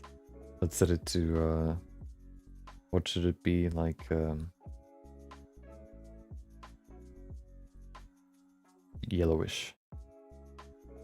And then we need to change the radius too. Do we? No. I think I did it the last time. I'm gonna figure that out later. Wait.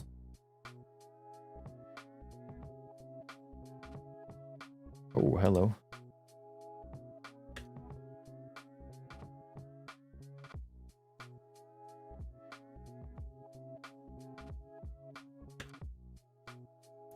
Yeah, I'm gonna figure that out later.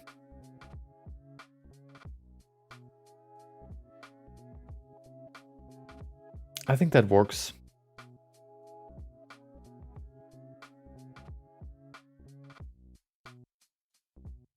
The spice must flow.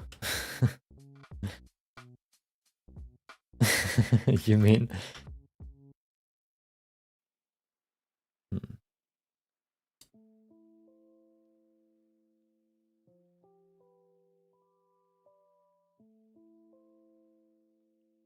Oh, we still need to add the scar right there. Hold on. We need to see what it looks like in... I think it looks good. I think it's enough. We don't have too much at the bottom. We have enough at the top. It's a nice distribution. It's pretty long. It's long enough that it supports the eyeliner.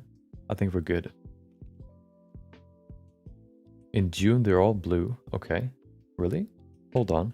Oh, no. Well, their irises are blue, right? Not their actual eyeballs. June. Or am I wrong?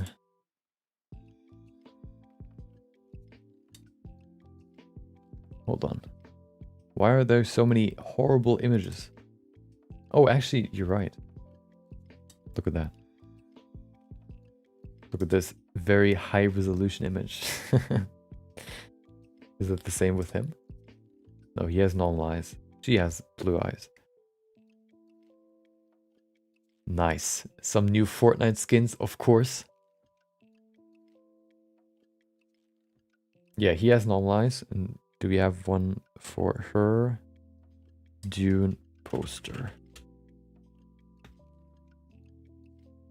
There it is. Yeah, true. Interesting.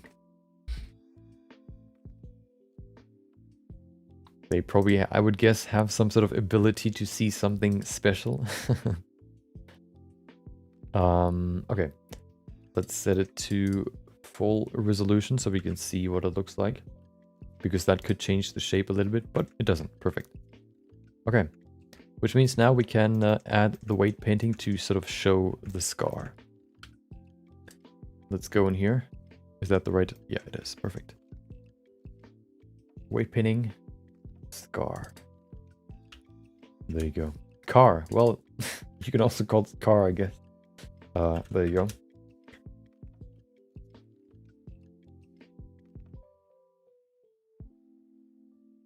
Weight painting.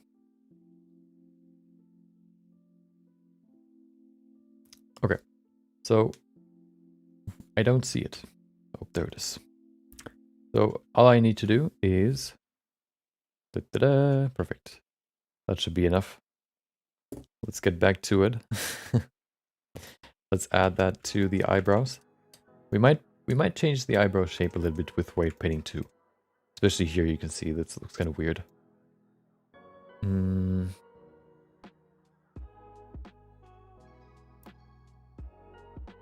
There it is. Nope. There it is. Oh. We need to change the brow weight painting. Because that controls not only the shape, well, basically the shape. Why does it look so scuffed? Okay, now that we're here, we can actually immediately go into the shape as well. Let's see what the shape looks like. There it is. Yeah, she has like, I guess, broader eyebrows. It's, I think, pretty good already. I think we can remove some weight here. Make it thinner. Right there. Perfect. Oh, what are you doing down there? That looks pretty good. Maybe we can get rid of some here. Okay.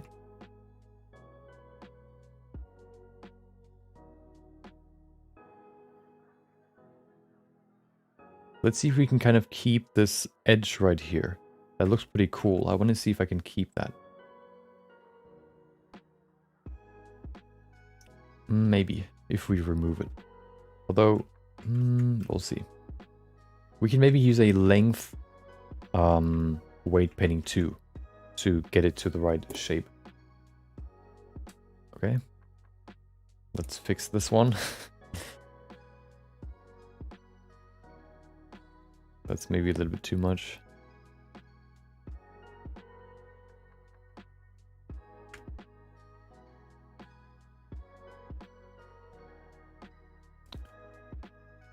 There you go.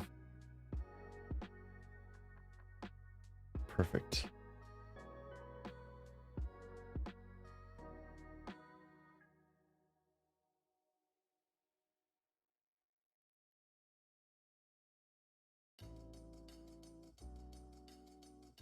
I don't want to spend too much time on the left one because we're not going to see it anyway, except for maybe here.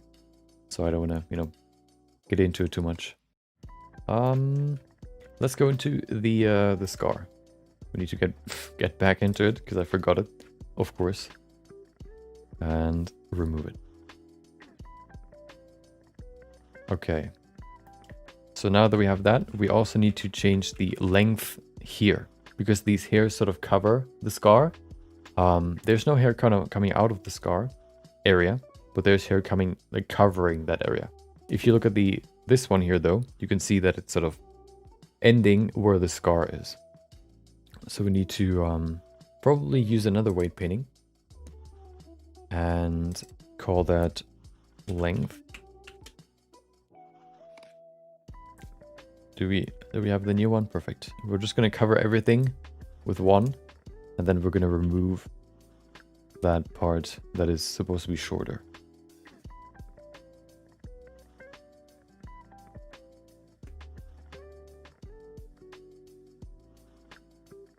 So now everything will be full length if we just apply it like that. And then once we reduce the strength at the scar, they will be shorter. Hopefully, that's the theory at least. Maybe I'm wrong. There you go. Let's get rid of this back there. Perfect. Okay, let's see if that works first. Let's apply it. There it is. Length. Aha, nothing changed. Perfect. Let's see if it works now, if we go back into weight painting. And we drop down the weight to, let's just go with 0.25 maybe. I also want to change the strength so I can gradually decrease it. Look at that. Perfect. Look at that. Pinpoint precision. As if we would have... Look at that. Like a scalpel. Just slicing through the hair. We're truly hairstylists now. Nice.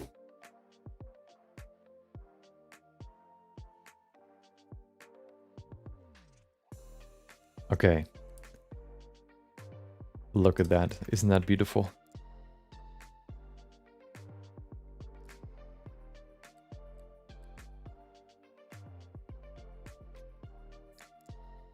Perfect. Oh, wait, did it mirror this? Did it mirror it? Oh, no. Wait, did it actually? Doesn't look like it.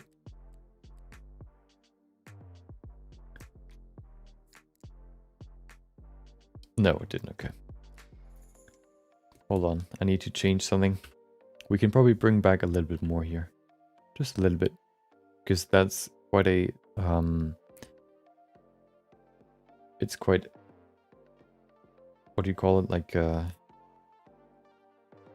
there's no density. We need some at least.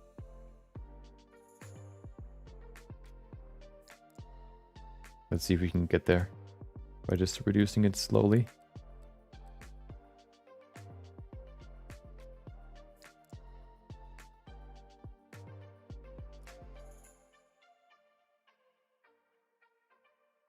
Okay, I think that's pretty good. Perfect. Okay, now we have the eyebrows done. We have the eyelashes done. We have the hair almost done. We need to do the other side. So let's do that. So basically what we've done for the eyebrows, we're going to do for this side now. You can see here, she has pretty short hair. It's not like stubbled. It's falling down, but I think we can sort of create that automatically. I'm going to show you how, or at least, yeah, let's get into it. So what I want to do is I want to go into, I want to use a new particle system, or we could probably just copy the one that we have here. So I'm going to lock this again. Okay, let's go into this. We can go, there you go. We're going to copy hair 1. Yeah. duplicate. Then we're gonna call it right side. Remove the edit. And now we have a blank slate. Okay, let's increase the number. First of all, we're gonna switch to interpolated. Wait. Oh, we need to, before we do anything, we need to make a new particle system. We duplicated it, which means the settings. What did I just do? Hold on. I deleted the edit. Oh, it didn't change anything because the edit is not part of the system. We need to click this 3 to make a new system. Okay. There you go. Okay. Now we can switch to interpolated. It shouldn't change anything. Let's increase the number. If we just set this to 1, you can see we get this. Yeah, we need to do a few changes here. First of all, let's increase the number, maybe to 10. Okay, so you can see now, you know, by adding this, what it does is interpolated is basically like the interpolated setting in the add tool in the hair particle settings, where you basically have 2 strands, and it adds the children particles not around the individual hair particle parent strands, but it basically just distributes them all over the surface, and it inherits the shape of the closest hair parent particle, or parent particles around the children particle will influence the shape of that children particle, basically. Okay. Which means we will first of all change the shape. I don't think we need clumping necessarily, although we probably do. I'm going to keep it like this for now, but we need to change the radius. No, we don't. But because if we increase the number, we should also get thinner strands, right? Oh, maybe not. Actually, yeah. Let's set something up first, though. I'm going to bring this back to 10, and then I'm going to change the weight painting, because we're going to make a weight painting for the side here. So that the only place where there's hair growing for this particle system is on this side here. Let's make a new weight painting. Right side density. Okay. I want to get rid of this real quick so I can see what I'm doing. I'm going to do it roughly first, and then we can perfect it. Perfect. We can perfect it afterwards.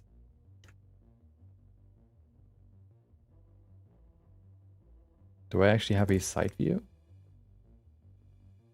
We'll have the other side, but that doesn't help me. Oh, there it is.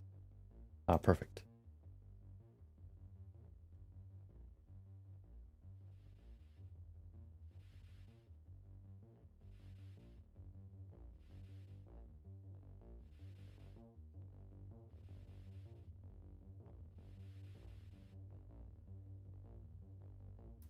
Go all the way to here, and then wrap around the ear. That rhymed. And that was intentional. Believe me. There you go. And then we go all the way to the end. Right there. That's maybe too far down. There you go. Okay.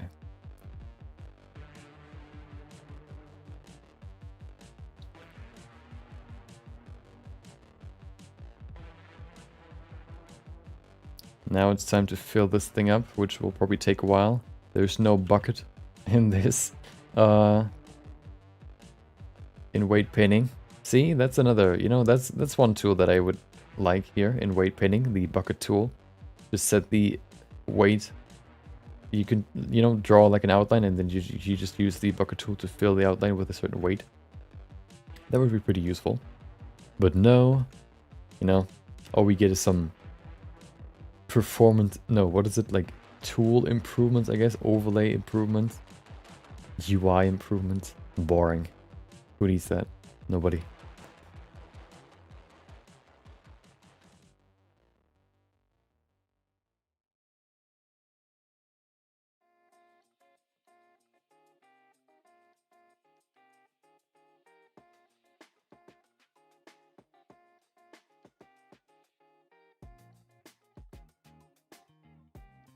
The lag is strong in this one.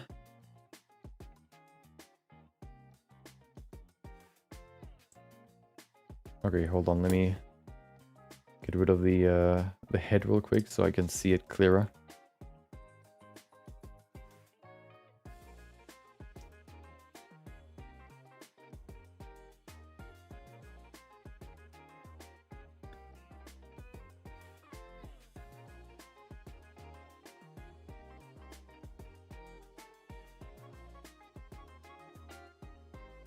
There you go. Perfect. We have finished the weight painting. Let's get into the system. Okay. First of all, apply density. Second of all, unhide. And there you go. Now it's perfect. Perfection. Okay, let's see if we can fine tune it. First of all, length. Very short. Perfect. Second of all, nope, segments. Well, we can maybe decrease it to 5. Okay. Then, number 100. Hell yeah! Look at that. Looks better. Not perfect though. So let's increase the number even more. Maybe to 300. Oh, okay. Interesting. I think we need to increase the length just a little bit. Set it to 10. Okay. What I want to use now is, should I change the number back to something lower? Let's see if it works, okay? This will be an experimental thing here. I want to use hair dynamics. I don't think hair dynamics will work, but we'll try. No, I don't think it will, because I want to have a certain flow in the hair strands. So let's just go into particle edit and see what happens. What I want to do now is I want to increase the deflect emitter, probably to 0.2. And then I want to just brush them down. Well, there you have the problem. Maybe I shouldn't go over them.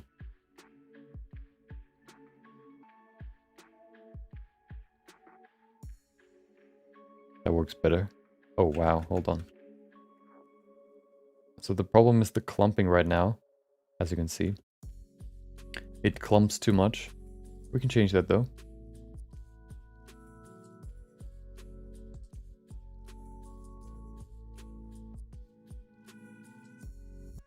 Okay, but we're getting there. So now I basically just try to push these. Oh, why? I try to push these hair particles for the interpolated hair into a, I guess, better position. And then I fine tune the hair.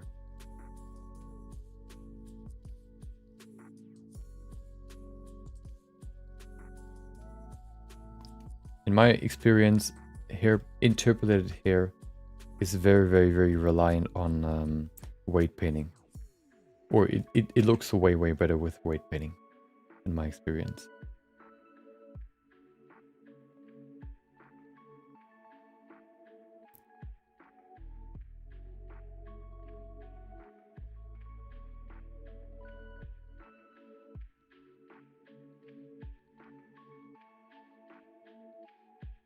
Okay. Almost there.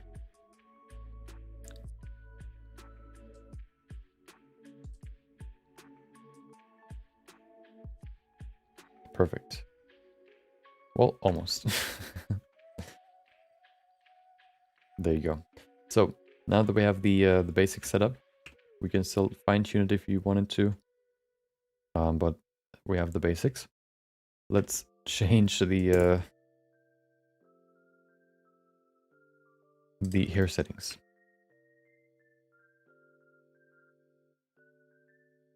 First of all, clumping. Oh wait, we can change the root radius? What is it? Oh no, that's another setting. Clumping, there it is. Oh, there it is. Let's set it to 30%. It's getting better. It's not fully there yet. You can still see the individual islands, which is not what I want. So maybe we could probably also change the shape. Oh no, maybe not. We could go in the other direction though. That looks pretty cool actually. You can still see the stepping though, or the islands. So that's one thing we need to change. 0.2. That's pretty good. Okay. Then let's change the well, before we do that, let's go into here. Let's change the display amount real quick. I don't want to destroy my PC. And see what it looks like. Maybe that looks pretty good. You will probably see some skin. Oh wow, that's dark. Yeah, you can see some skin, but with more particles. That should be an easy problem to solve.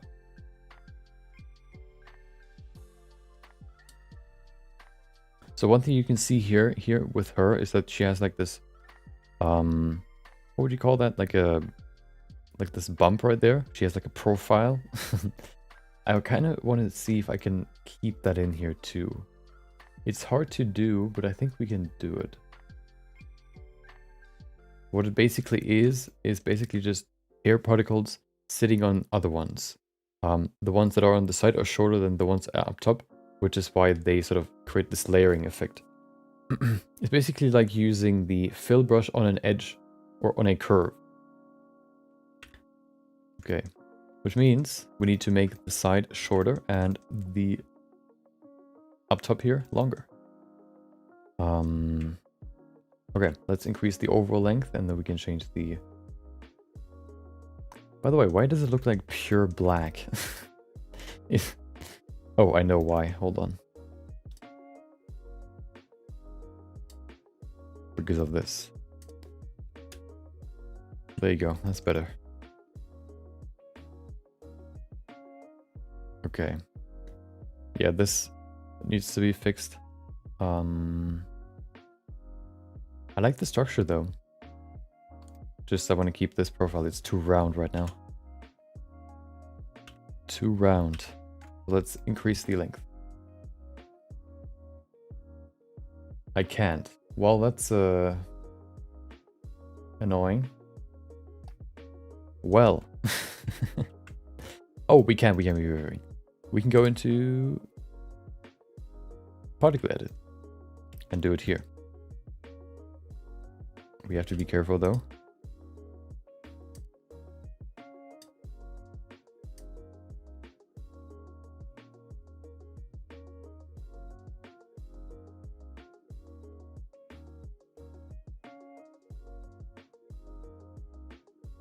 Small steps at a time will get us there.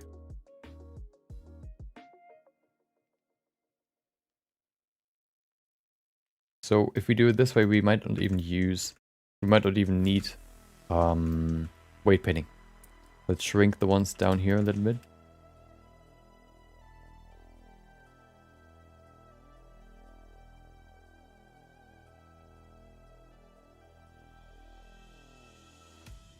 Okay.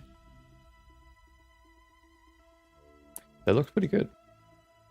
We can maybe push them down a little bit more, although it, maybe not. I like it. We can maybe decrease it here a little bit.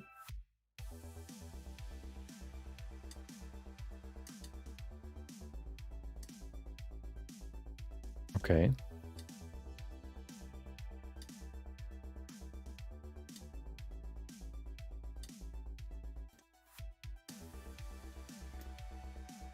There you go. Let's see.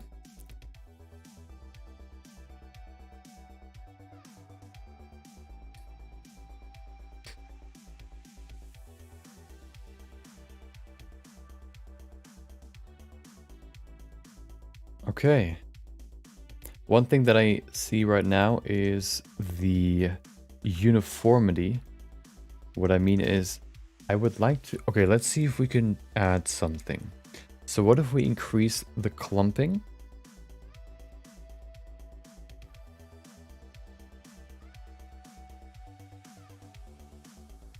Maybe to 0.3, maybe to 0.4. So we have more clumping right there. But then we can apply a kink. What about, first of all, save, and then like a wave. Oh, hello. 0 first, and then let's bring it to 0.1. Okay, maybe not. Maybe that. Maybe that. Okay, maybe that's too small. I want to make them like... We can maybe even use that. We use roughness for that. Hold on. Or random. So we have uniformity here and we have randomness. Randomness, I think, changes the individual hair strand randomness, and uniformity changes the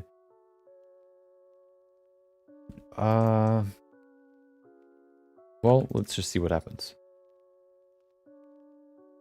Yeah.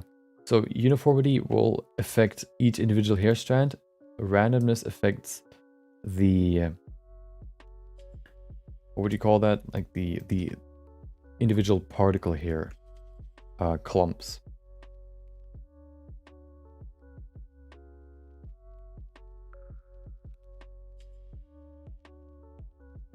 Oh, wow.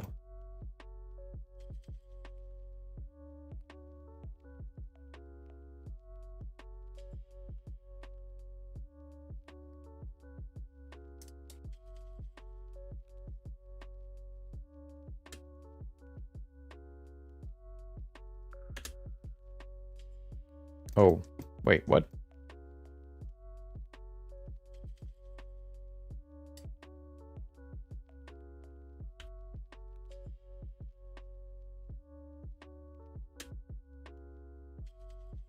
But it works, I think. You can see now they're still individual strands, but they have their own sort of movement to them. The only problem is here on the side where it's, I think, just too short. Yeah, let's change that real quick.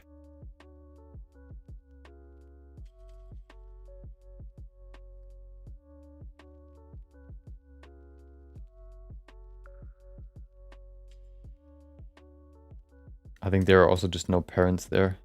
That might also be the problem. Although that shouldn't be the problem. Actually, it can be the problem. We can fix it though, just by adding some more.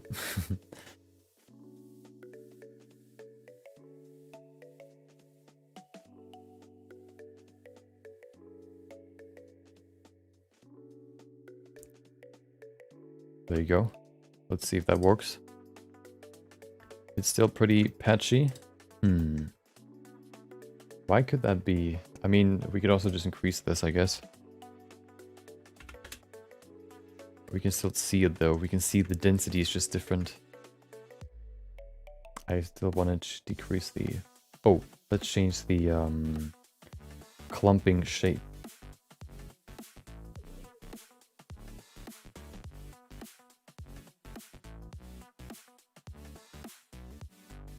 I think that'll work better. So now what we need is more particle hair. I don't think that will solve the problem. Yeah, it's still very islandish, patchy.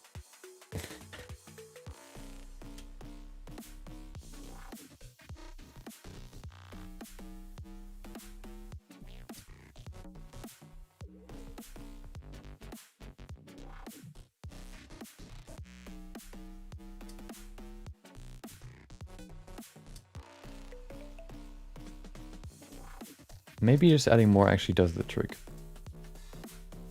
It seems like it. Oh wow, I misclicked.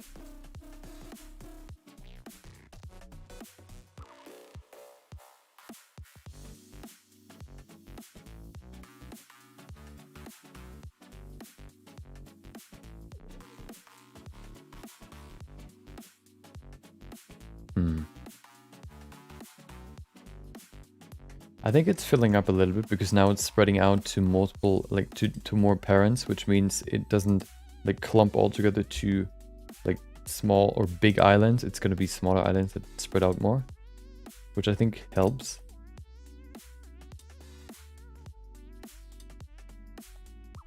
I don't know if that's going to like fully solve it though.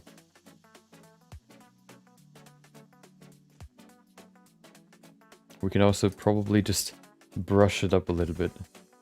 Brush these here particles up a little bit.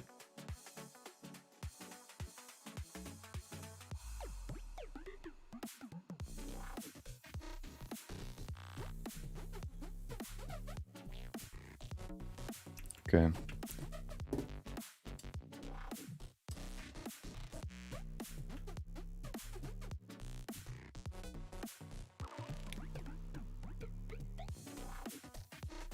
Oh, hell no. Okay. What did I do? Hold on. Oh, I increased clumping.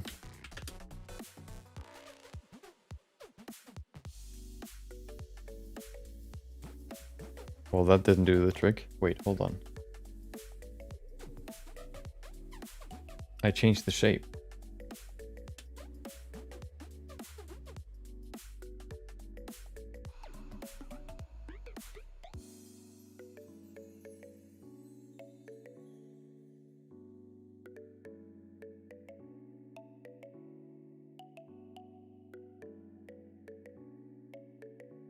Yeah.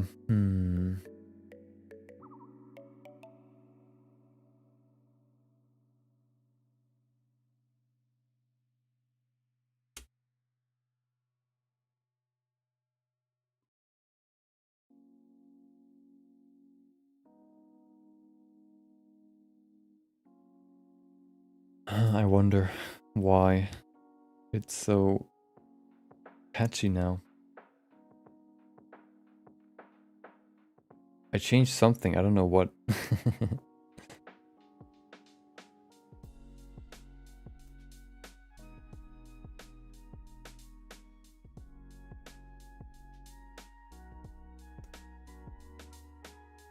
Let's see what it looks like with full,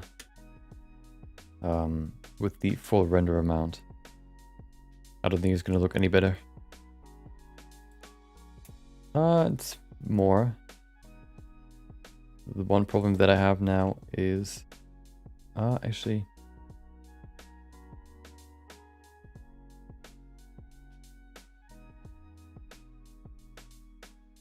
maybe I'll just add like I add like darken.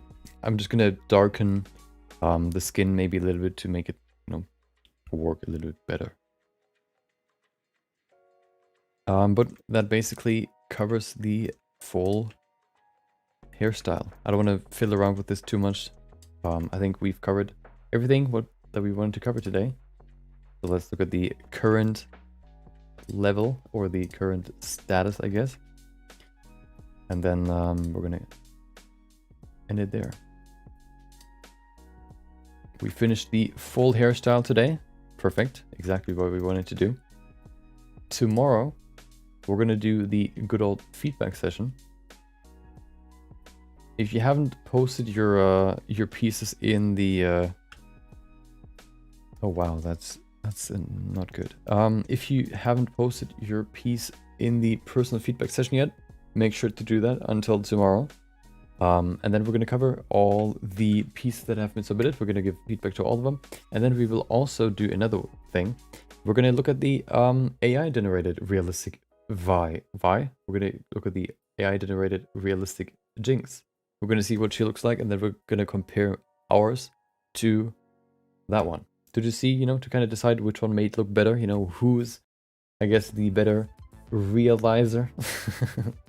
And yeah, we're gonna do the same with Vi too, but of course she needs to be done first. I'm gonna work on her more, finish her over the weekend, and then yeah, that's gonna be the plan for tomorrow. Let me fix this real quick. It's annoying me.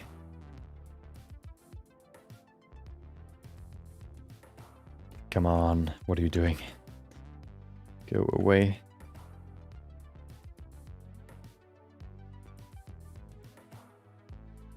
Okay, that should be good enough, I guess. Nope.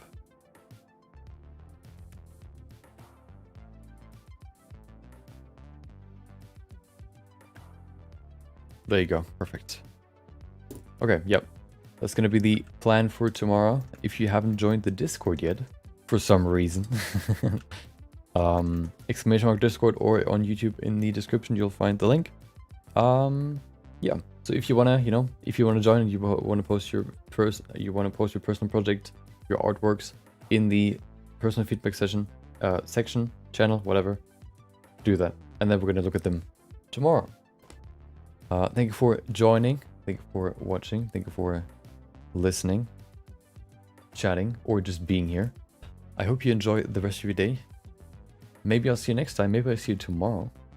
Until then, take care.